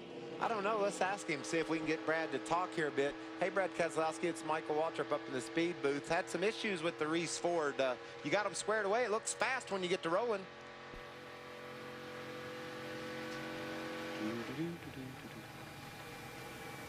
He looks like he's trying to talk to you. Yeah, saving some gas there, pulling it in out of gear and shutting it off and coasting. All right, let's hold off on Brad Keselowski for a second. Ray, what's going on with Bubba? Well, Bubba has jumped out of the race truck. They've got pretty severe damage here on the left side. The team is trying to get it fixed. Bubba, we'll get a replay here so you can look at it. Looked to me like you got to the inside of the 29, then what happened? Just come around. Here it is right here. So it's just hard to tell. I mean, it just barely had room there. I mean, I'm not pissed off at Ryan. I mean, we're buddies, so stuff happens. I've been frustrated since lap 1. I don't know how to figure out these trucks. Get behind somebody and I plow the fence, so I'm just frustrated all day. Got outlet some laps that calmed me down a little bit. Then we lost track position. Knew we'd be right back in the same boat. We didn't hit with the nose. We hit with the tail first. So that's a little different. I wasn't expecting that, but thanks to Camping World, we're trying to get it fixed. You guys are working hard. Thanks to Camping World, Good Sam, Oakley, Coca-Cola, Toyota, everybody involved. It's a bummer. We definitely had the truck to beat, and we were out running the ball, so that's pretty fun. I'll bet. Week in, week out, Bubba Wallace has been fast, and guys, as you said, he continues to learn. Yeah, bad luck is what he continues to have to deal with. This time it's getting into turn number 3, and that truck goes around on him. Remember at Texas, it was coming off turn 2, basically the same scenario where down on the inside of another truck, and it just got away from him. Aggressive driving, fast driving, but another lesson learned. Coming up on 60 laps to go. In front of the field now, it's Kyle Busch. Timothy Peters will start on the inside of row 1. Green flag back in the air. Watch Ryan Blaney jump to the inside. He makes it 3 wide. For Ryan Blaney going into turn number 1. He takes second away from Timothy Peters. Now working on Kyle Busch. Down the back stretch they go. Ryan Blaney with the momentum. He'll get into turn 3 first. Can he hold on to the position? Here comes Kyle Busch back on the high side. You see Kyle giving him plenty of room down there. He doesn't want to see a repeat. Doesn't want to get him loose and get him sideways and take himself out. Side by side. Look how aggressive Blaney's racing Busch. Right on the side of him, side drafting him to try to get the momentum into turn one. He puts his truck out front, but Kyle fights back on the outside. Kyle's going to take the top spot once again as they go through 1 and 2, and now Ryan Blaney will tuck in behind him. Rick, you hear these guys tiptoeing? They want him at that gas, but they know they can spin out real easily. There's Timothy Peters. He's fallen back to the 3rd spot on that restart. We have seen it time and time again. The guys in the 2nd row have been able to move to the inside and battle for the lead on that first lap. We know most of these guys up here pitted on lap number 81. There's no way that they can make it to the end. Now Brad Keselowski pitted on lap number 88. We were watching him turn the engine off, saving some fuel. You think he might try to stretch it 62 laps? That'd be quite the stretch, but I think if we go green, you could see him try it. He's obviously got a fast truck. We talked earlier about how good he had made that truck after some problems early. Now he's got 4 tires on it. The rights they put on it were previously used, new lefts. So watch for Brad to charge through the field. We know how Brad knows how to save some fuel. We've seen him win a couple cup races by saving fuel. Ty Dillon's able to get by that 88 of Matt Crafton, so the Bass Pro Shop. Number 3 of Ty Dillon moving back up to the front. He's running in the 5th position. Matt Crafton, the Menards Toyota for Thor Sport right there behind him in 6th. And there's a couple Thor Sport trucks. Miguel Paludo, the 32, and Jeb Burton in the 4. Turner, I'm sorry. Turner Scott Motorsports.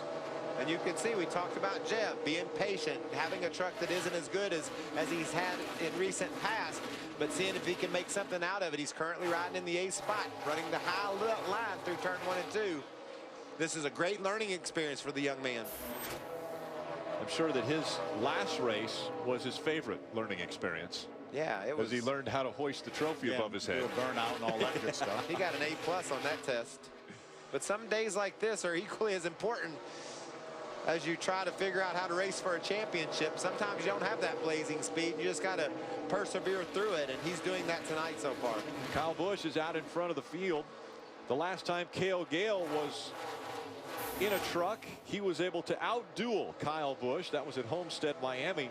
Oh, and that was fun to watch. The 2012 season, and now Cale Gale has made his way back into the top 10, running in the 9th spot. Yeah, that's as high as he's been this entire race, doing a nice job. You see John West Tomlin, who made an incredible save here a few moments ago, right there behind him in 10th. Here goes Jeb Burton to the inside of Paludo. Burton trying to take that Arrowhead number 4 by the 32, using the lower line down on that yellow line as they go through 1 and 2. Not quite able to clear Miguel. Man, that's frustrating. When you get that run, you think you got him, and that momentum on the outside lets that other truck come around you. Another good angle into the corner for Jeb, really low on the track. See, all 4 Turner Scott trucks running up in the top 10, doing a nice job. Those guys running side by sides allowed Cale Gale to get a little bit closer to him. He's about 3-4 truck lengths back. The difference between 1 and 2 right now, Kyle Busch has a 1-second lead over Ryan Blaney. Got a glimpse of Brad Keselowski making his way back towards the top 10. Once again, there's Brad. Again, he may be trying to stretch this fuel.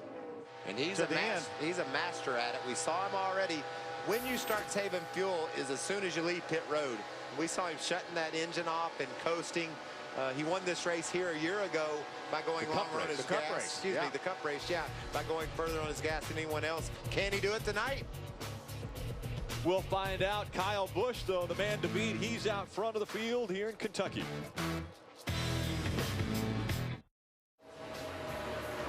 Saturday, turn to speed for expanded post-race coverage from Kentucky, and celebrate with the winner in Victory Lane. NASCAR Victory Lane, right after the race, only on Speed. We'll get you warmed up. We'll go to Victory Lane tonight at the end of this race and celebrate with the winner. Could it be Kyle Busch? He's in front of the field now. Remember, we have another pit stop for all these guys, with a possible exception of Brad Keselowski and maybe Ron Hornaday. Ron Hornaday pitted actually a lap later than Brad Keselowski. Do you think Brad Keselowski can go 62 laps on fuel? No. Let me just say, I don't think anyone else could, but he's proven over the last few years, whether it's a cup car, nationwide car, or truck, he knows how to get the best mileage. You put him in a position where they tell him, go get us an extra lap or two, he's the guy you want trying it. I don't think he can, but I certainly wouldn't bet against him because he's proven that he knows how to do it. He's still running great lap times, just over 32 seconds, running in the 12th spot now. We're expecting everyone else will have to come onto pit road. That's what it's like to drive the fastest truck in Kentucky right now. Look how close he gets to that wall. Right up next to the you wall. really didn't see him do anything with his hands. It looked like me he's going to run right into the wall. And Kyle Busch has a 1-second lead over Ryan Blaney. Hurdy. Yeah, Rick, it looks like the leader, Kyle Busch. I asked Rick Wren again about the fuel strategy on the 51. He said they're about 18 to 19 laps short. Not even close. He is no question the 51 will be back on pit road. And I told him that potentially Brad Keselowski was going to try to stretch it. They said they needed about 12 caution laps to try to make it, and also mentioned the 9 of Ron Hornaday potentially trying to make it, and he looked at me and said, wow, good luck with that. So they don't think anybody can make it, but it sure will be fun to see what strategy makes it to victory lane. Right now we're seeing differing strategies as we ride along with Brad Keselowski. The big story with Brad, never has won in the Camping World Truck Series. This is where his career started, and we've got Brian Silas in the 99 around. That's all going to be a moot point. Yeah. So now, as we've entered everyone's window, pit window, that means that they can come onto pit road, do final adjustments, and everyone will be able to make it to the checkered flag. Brad's probably about out of tires, isn't he? He might just have to get a little gas to make it. I think he has some new left sides left. And maybe some use the right ones that he would feel better about, but he's not in the shape he needs to be in to win this race. Now, how do you gamble to gain track position if you're Brad Keselowski? Well, you definitely just put a little fuel in it and hope that you've got a good enough truck to hang up in front. Or as we watch Brian Silas turn around here, or stay on the racetrack. Rely on these caution laps to give you the extra mileage you're going to need, and you'll definitely have the track position then. I'd say everybody will get tires, though, so he could probably plug in for a couple of seconds of fuel and still wind up in the top 2 or 3, I'd bet.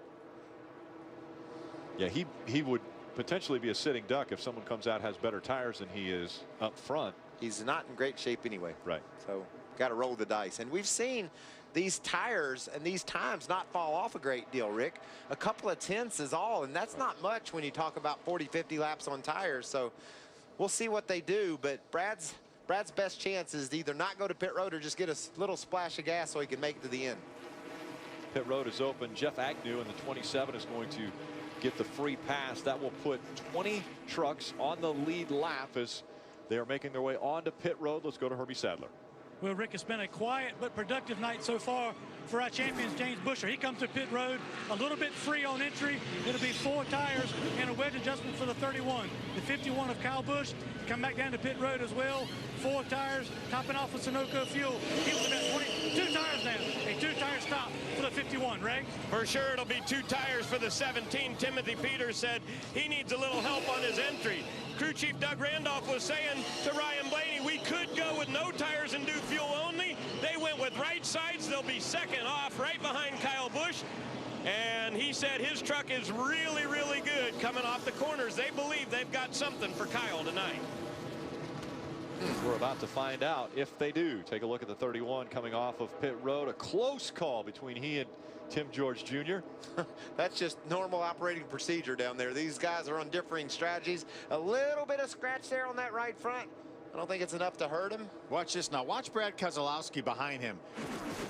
Brad actually passed him on pit road before they got to the timeline. That's both of Brad's trucks up in the top 5. That feels good as an owner, right? He certainly did. Just plug in a little bit of fuel. Yeah, that's how he got truck. all that track position. Yeah. He didn't need as much gas as everyone else, so got him that track position. We saw it was a close call for Tim George Jr. when he came onto pit road. Well, he left pit road missing a lug nut, so he'll have to come back down. Getting ready for the final 38 laps of racing from Kentucky Speedway and the UNOH 225. 150 laps the scheduled distance. We've completed 111. Got everybody on the same schedule now to race this baby to the finish. So it'll be straight up test of speed. Who will get lucky in Kentucky and win this race? Will it be Kyle Busch? Kyle Busch. How about Ryan Blaney maybe? And Ryan Blaney making up row number 1. Green flag back in the air. Kyle Busch with a great restart. Here comes Ryan Blaney, though, to the inside. And Timothy Peters all the way down to the bottom of the racetrack will fight for the 3rd spot. Look at Blaney. Gets that nose out in front of Kyle Busch entering turn 1, but Kyle fights back hard on the outside. Thought he had something for Kyle Busch. Down the back stretch they go. The momentum just behind the top 2, and that's Brad Keselowski. Brad's going to try to help him if he can. Now he's going to pull to the outside. He's lined up right behind him. The 2 trucks trying to work together. They're hooked up as they go across the start-finish line. What a run they're going to have going into turn 1 on Kyle Busch. Ryan Blaney behind Kyle Busch. Then it's Brad Keselowski. Here comes Ty Dillon in the 3, working to the inside of that 19. Dillon's had a fast truck all night long. Another pit stop, maybe a slight adjustment, and now he's going for the 3rd spot. Probably got some right side tires on that pit stop too, Michael. And way up the racetrack goes the 19. Brad Keselowski saw the 3 inching up. Keselowski decided to give him more room, got up into the gray stuff. I think Ty maybe took a little bit of that room from Keselowski, shoved him up the track, made the pass. You know, when you're down on the bottom, you need all the room you can get. And Ty took a little extra there. He continues to wiggle. What's the word out of the 19 crew, Hermie? Well, Rick, the 19 picked up a little bit of track position because they took no tires and only about 5 seconds of fuel. But he may be paying for no tires, and some of these drivers behind him have 2 and some 4. We'll see if Brad can hang on and get him a top 5 before the night's over. Well, Hermie, he's doing just that, hanging on. That truck's been sideways the last couple of laps, but he's been able to put a little distance between himself and Timothy Peters, who races along with James Busher. So it's definitely not exactly like Brad would like it. As you see, Peters going way high off turn 2. These guys are all over the place, Hermie. It looked like Timothy got loose, I was going to say. Had to chase it up the hill. James Busher was able to drive by. So James Busher takes the spot as Timothy Peters slid up the racetrack trying to catch that number 17 and almost up into the wall once again is Timothy Peters. You know, I've been watching these guys. They are really coming off turn 4 really, really high, right up next to the wall. Well, we were inside of Kyle Busch's truck, and when he never moved his hands, and he missed that wall by a quarter of an inch. I mean, it's amazing the truck control these guys have, and the way they just kind of take for granted that they're going to miss that wall. Most of the time they do. Most of the time. Look at Cale Gale racing down on the bottom up against John West Townley. He gets a little bit loose on the bottom. That's Johnny Sauter, went to the back at the start. He's raced his way near the top 10, but hasn't quite been able to get there yet. He's 14th now. This battle here just outside the top 10. 12th and 13th, Cale Gale and John West Townley. Here comes Johnny Sauter following in the tire tracks of that 7. How about the 13 truck of Brett Moffitt? We documented at the very top of the show how he crashed qualifying, had to jump in a backup truck, which was the 98 backup truck, and there he is running a couple spots behind the 98. Phil, he's been right there behind him all race long, doing a nice job pacing with Johnny Sauter. Speaking to right on the back end, here comes Ryan Blaney. He's caught Kyle Busch. Ryan Blaney all over the back bumper of that 51 of Kyle Busch. Blaney running a little bit lower line as they go through the turn.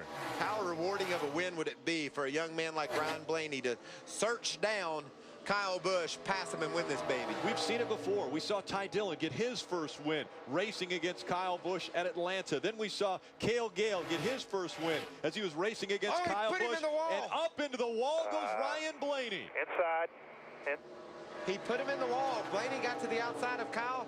Kyle just ran up the hill a little bit like he wasn't there, and Blaney hit the wall. And now Ty Dillon looks to the inside, trying to take the lead away from the 51 of Kyle Busch.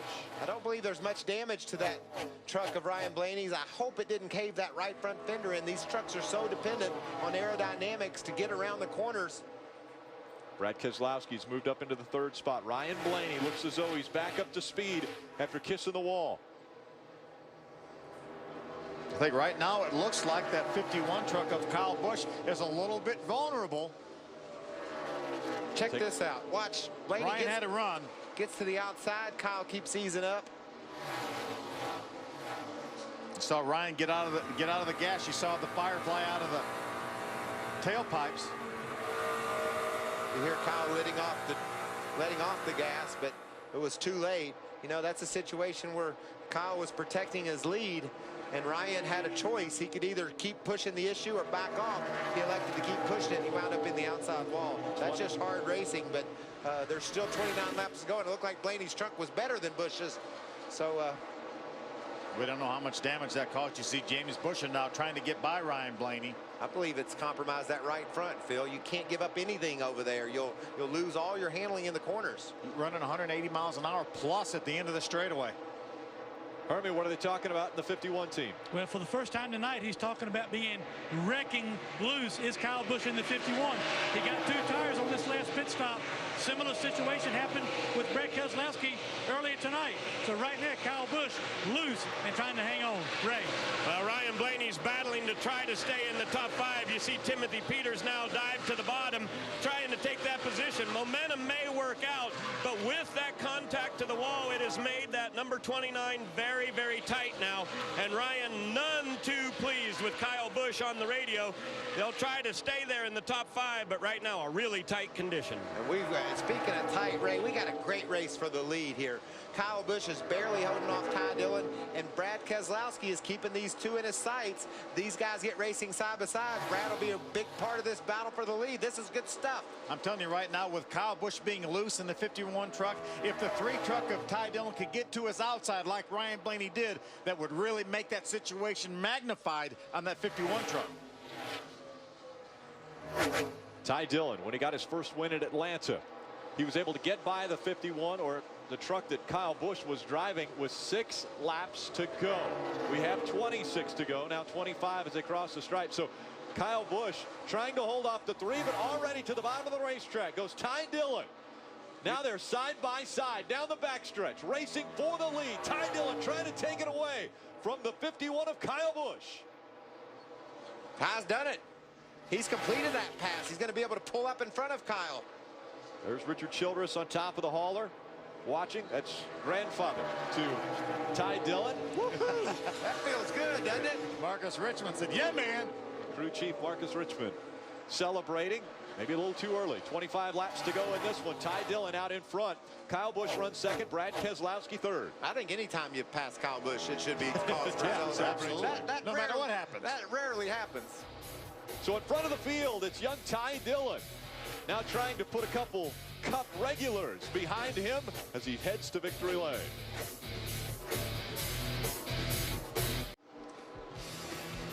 Under the lights for the 8th race of the 2013 season, and it is the 3 of Ty Dillon in front of the field here at Kentucky Speedway. He has put almost 2 seconds between himself and Kyle Busch since he's been able to make that pass. And running back in the 3rd spot, the 19 of Brad Keselowski. Now, Brad has been on pit road numerous times tonight. 8 times to be exact. The ace, most helpful pit crew, has been able to take care of Brad Keselowski even when he thought things were not going well for that team. They really never found out what was wrong with that. They looked under the back of the truck, under the hood, didn't really find anything wrong. They just put other tires on there, and that got them going again. But they never gave up. They put tires on it every chance they got, put some gas in it, had strategy set up to win this baby. If the caution doesn't fall, it does. But look, he's closing in on Kyle Busch now. That pit crew's got him in a position to maybe win this race yet. Ty Dillon continues to outrun Kyle Busch by about 0.3 of a second a lap. That time it was 0.4 of a second. Ty Dillon running the fastest laps here out front. His last time by 31.7 seconds was his lap. Second fastest truck in the top 5 was Brad Keselowski as he's closed right in on Busch. Brad will try to get by Kyle Busch all over the back bumper of that number 51. Remember, they raced in the same truck race 18 times. Kyle's finished ahead of Brad 17 of those. A little bit of a wiggle there as Kyle went all the way down to the yellow line going by the slower lap trucks. He is working his rear end off in that truck right now. You can tell it's just bobbling loose, and he's holding on to the second spot. Oh, Brad gets loose. Way up the racetrack as he was right behind that 51 of Kyle Busch. Brad saves it before he gets into the wall, but has to check up on speed. What about the 2 guys running second and third? A couple of Cup winners, Cup champion in Brad Keselowski's case. That's how hard they're driving. Watch, he just gets into the corner a little bit hot, turns in, and look how sideways that truck was.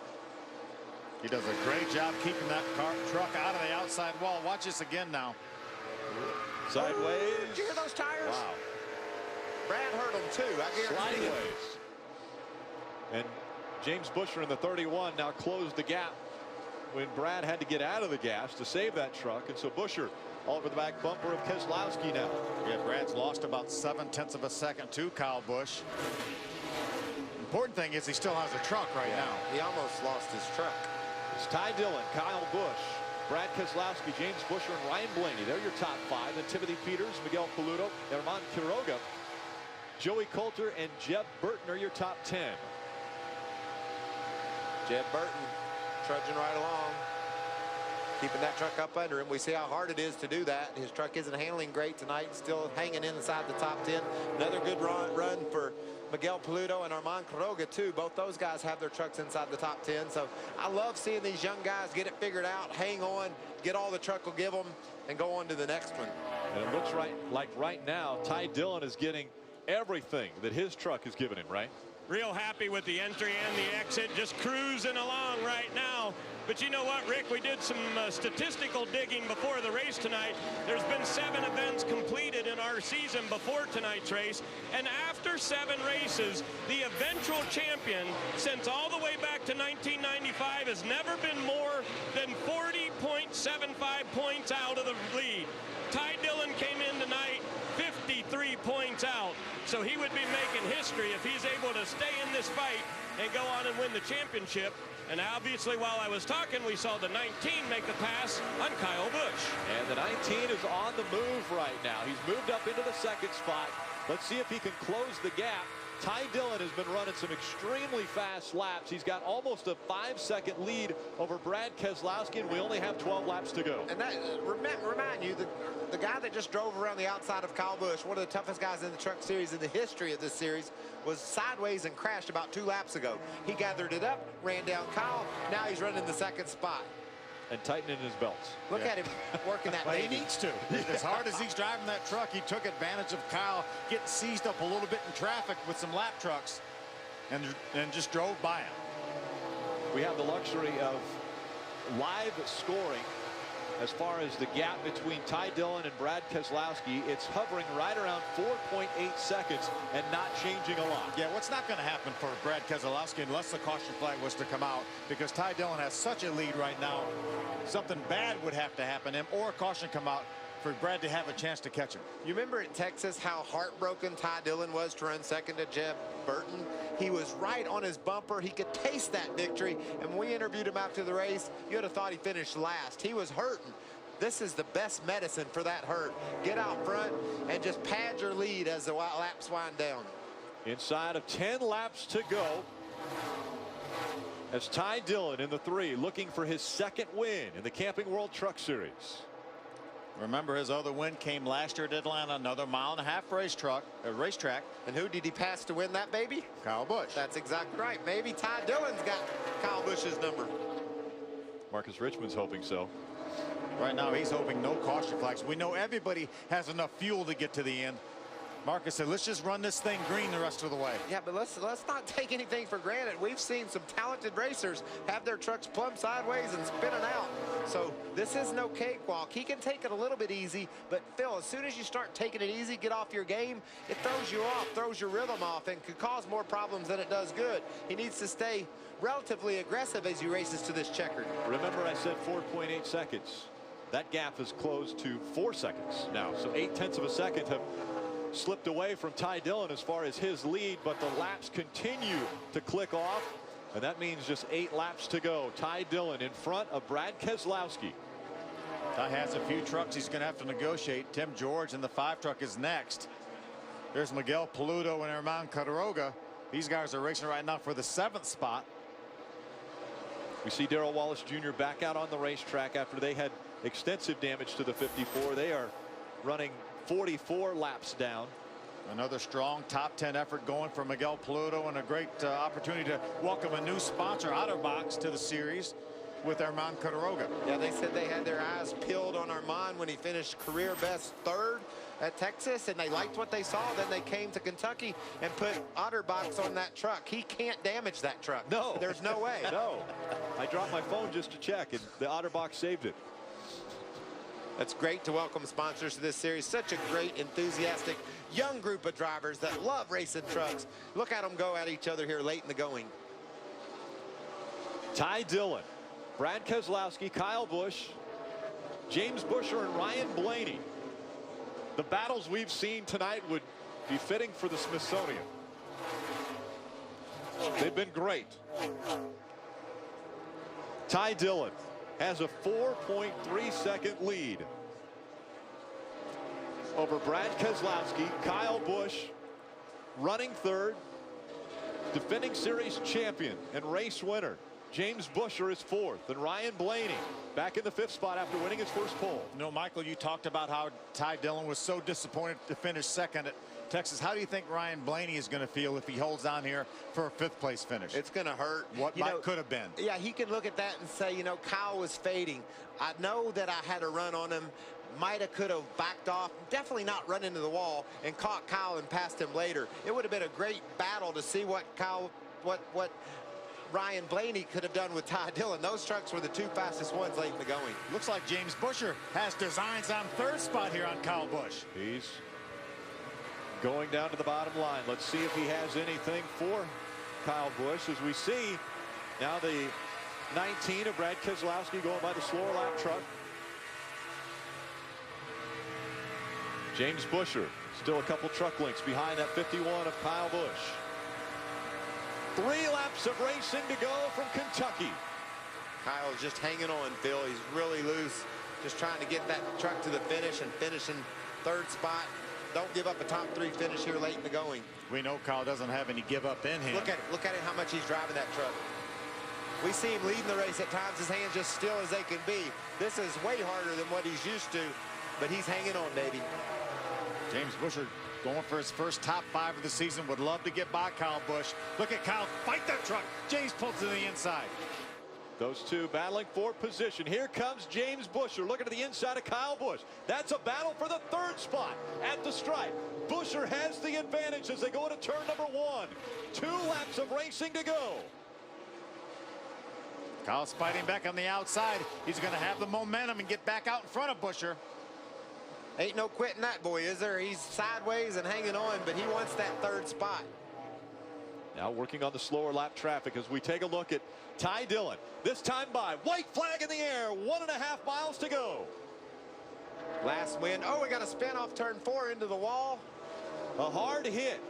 That's the 18 of Coulter. Joey Coulter that slams into the wall. This is the final lap. He's already taken the white flag. No caution. Coulter made it onto pit road, so NASCAR doesn't throw the caution. They can race it back. They'll come all the way back. We've got Ty Dillon out in front. A great battle continues for the third spot on the right side of your screen. Buescher trying to make the move on Kyle Busch. This final lap. Here comes Ty Dillon. Dillon wins his second Camping World Truck Series race. What about Buescher? Is he going to make the move? He's down on the inside. He's got him right now. Keselowski finishes second. The battle for third goes to Kyle Busch. Just barely. What an outstanding chase by James Buescher to try to get that third spot. Ryan Blaney coming home in the 5th position.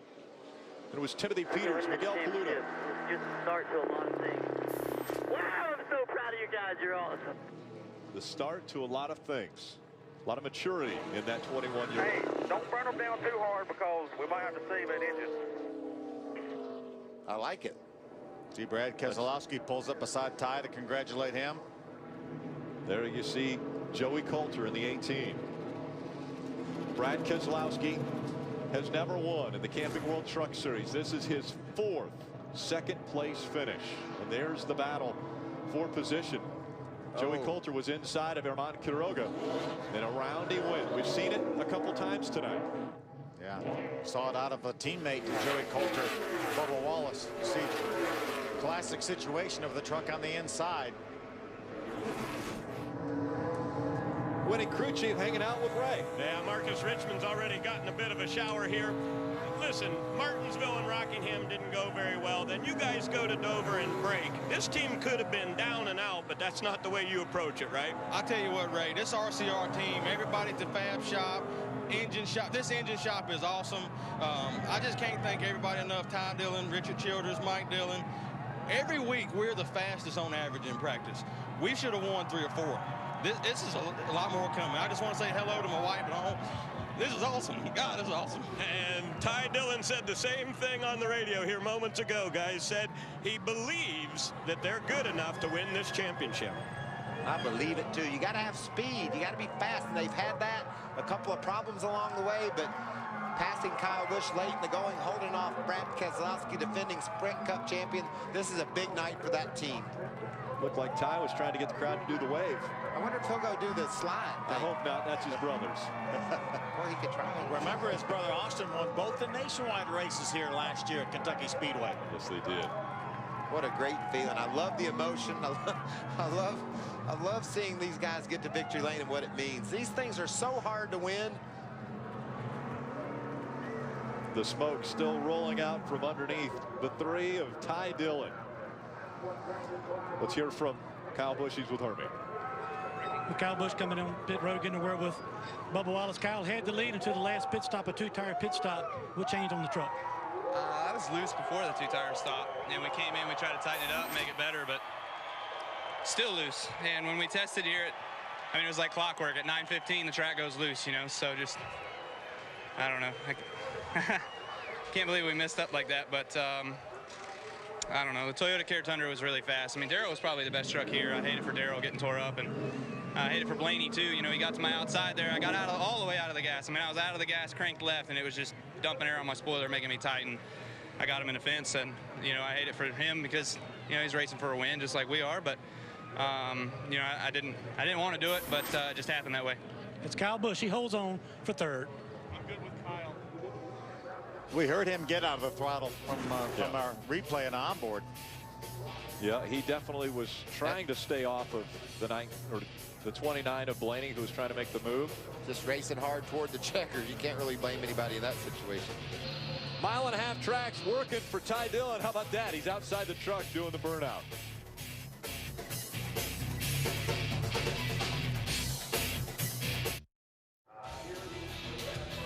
$150 laps and 225 miles are in the books. The UNOH 225 will go to Ty Dillon, but it's been a lot of hard work. As a matter of fact, our Ram Guts and Glory has to go back to the last race when Ty Dillon was battling with Jeff Burton, trying to get that second win of the season, but oh so close. He finishes up second, but he's able to seal the deal tonight in Kentucky. Marcus Richmond was pretty happy about it as well. Great run for that young man, that team. Like you said, Rick, he could taste it last week, and he got to taste it this week. Big smiles on the face of Ty Dillon. Let's see him as he climbs out of the truck in victory lane. Oh, yeah, it's going to be a Budweiser shower. Climbs into the crew. Said on the radio, the patience was worth it, and it paid off. You guys have been right there. Ty, a great run at Texas, a second there, but how's it feel to be back in victory lane for the second time? First things first, I got to thank the Lord.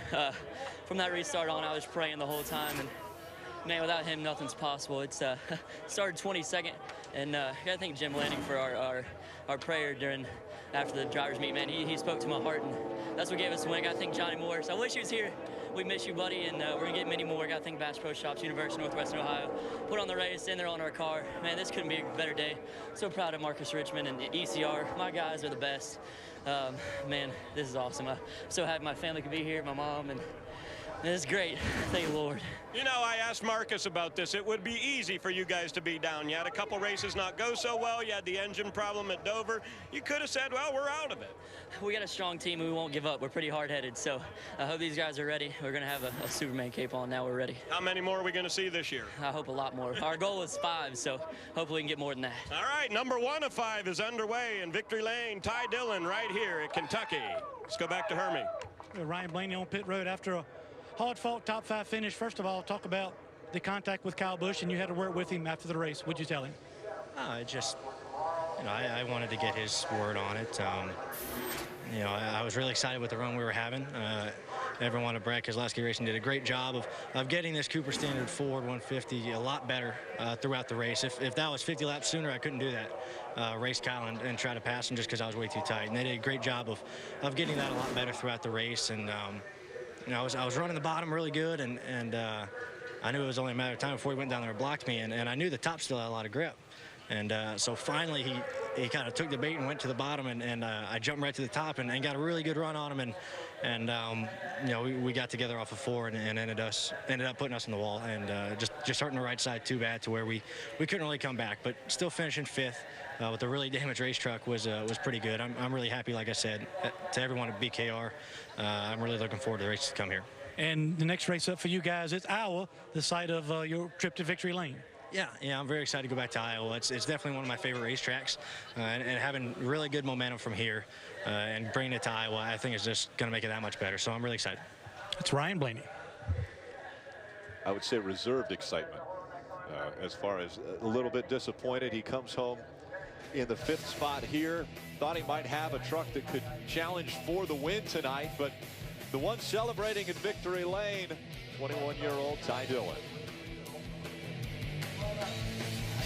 You take pride in what you do. I know you and I know your car. You can't beat that. LaCourte Family Auto in Port Washington, New York is an Optimum business. If there's a problem with Optimum, you have somebody on the phone within minutes. Upgrade your business to Optimum for as little as $59.90 a month for a year when you order Optimum phone and internet together. I am absolutely not going back to the phone company ever. Success for me is waking up in the morning, go in every day with a smile on your face. Support your local businesses like LaCourte Family Auto. More at OptimumBusiness.com. On Speed is brought to you by Camping World, America's largest retailer of RVs, parts, accessories, and service. Visit campingworld.com today.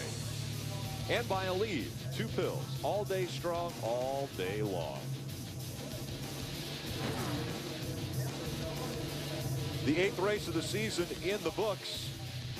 Ty Dillon able to grab his 2nd career win as we take a look at our AT&T race break. Early on, the 98 of Johnny Sauter thought he had some issues, electrical issues. Once they got onto pit road, they were able to get that truck refired and tucked into the back of the field. They opened the hood and put it right back because everything worked out, and he never heard from it again, so he's able to finish in the top 15. Brenda Gaughan, we thought might be a factor in this one. Ended up having issues. Oil pump problem. He was able to get back out on the racetrack, though, ended up with a 27th place spot. Look at that fire underneath, and you can see the oil that is drained from the bottom of it. Bubba Wallace had one of the best trucks here, if not the best truck. Certainly racing on the inside down into turn 3, and just bad angle into the corner. Lost his aerodynamic downforce off the right side. Heck, Phil, I don't even know if he'd have made that corner if he had to have lost his aero. He just didn't have a good angle there. Ryan Blaney. We heard from him moments ago about how good of a truck he had, and while racing with Kyle Busch, the two make a little contact, and up into the wall goes the 29. And when that happened, this young man's face had to light up. He saw his opportunity to get around Kyle Busch because of Kyle losing his momentum, take Ryan Blaney out of the equation, a really fast truck, and he drove straight to Victory Lane. All smiles for the 6th different winner of the 2013 season. Only 8 races in the books, and already 6 different visitors to Victory Lane. And Brad Keselowski once again so close to getting that first win in the Truck Series, but once again finishes 2nd. He's with Hermie. Well, Brad, you end up with a 2nd place finish, but you guys fought tooth and nail to get that spot. Talk about the issues early in the race off and on pit road. What was going on with the truck? I don't know. I thought something was wrong, but who knows? I might have screwed it up. It didn't feel right, and when we came in and put new tires on, all of a sudden it was okay again. So I don't know if we had a bad set of tires or something, but the truck was undrivable early on, and so we, drove back through a little bit, started to get our track position back, and then had something happen to our gas guy on the last stop, and he got fuel in his eyes, had to go to the care center, and we didn't get fuel in the truck. So just kind of one of them days, and at the end we still had a shot at it. So I think that just goes to show how everyone on this team is really fighting hard to get a win, and it would mean a lot to me. But we got a lot of these seconds, but we don't have a win. But they're coming soon, and I just appreciate everybody's hard work. Talk about the racetrack. Obviously, a tough racetrack, a lot of bumps. Anything you can learn? I know you get asked this a lot, but anything you learn that you can carry over to the rest of the weekend? Yeah, absolutely. That 3 truck was just really hauling, and I could tell when I was behind him, he was doing a good job. But it's kind of interesting, Hermie, watching. You got Cup drivers in their own trucks, and you got a truck-only driver in a Cup truck. It's kind of an interesting balance, and Ty Dillon did a great job today and persevered. That's Brad Keselowski. He comes home 2nd. Ty Dillon did a great job, and the family joining him in Victory Lane. You see brother Austin Dillon over there with Pop. RC standing there celebrating in victory lane as well.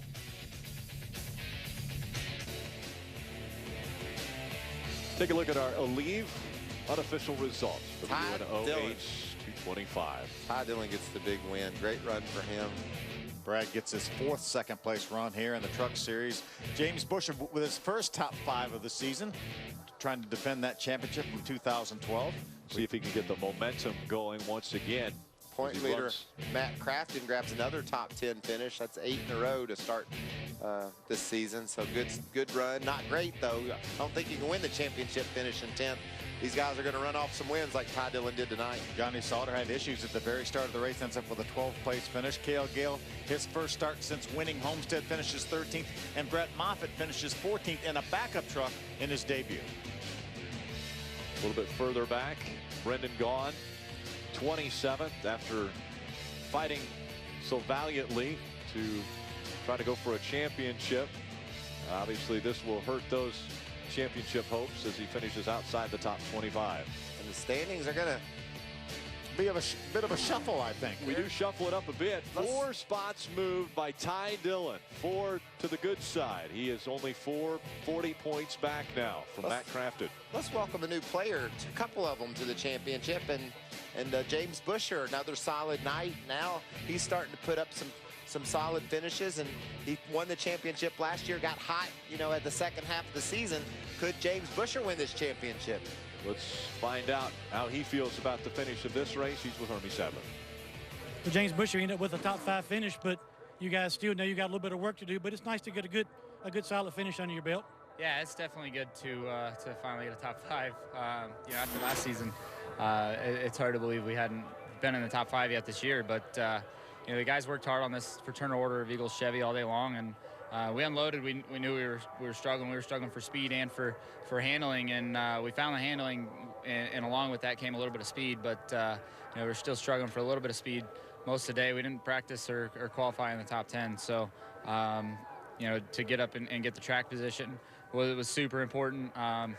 You know, in lane choice, not necessarily high or low on the restarts, but who you're around and what they're going to do on the restarts was pretty important, because if somebody dive bombs 3 wide, then you're kind of out to lunch on the restarts. So, you know, we obviously wanted to continue our streak at Kentucky and be in victory lane, but this is definitely a step in the right direction for us. You talk about needing speed. As a driver, where do you guys as an organization need to work before we get to Iowa to get that little bit more you need? I don't know. You know, I don't know that it's an organization thing. I feel like, you know, everything's the same on all of our trucks, and we work well with all of our teammates and stuff. But for some reason, you know, the last couple races, the 31 team's just been a little bit off on speed for whatever reason, and you know, I can't pinpoint.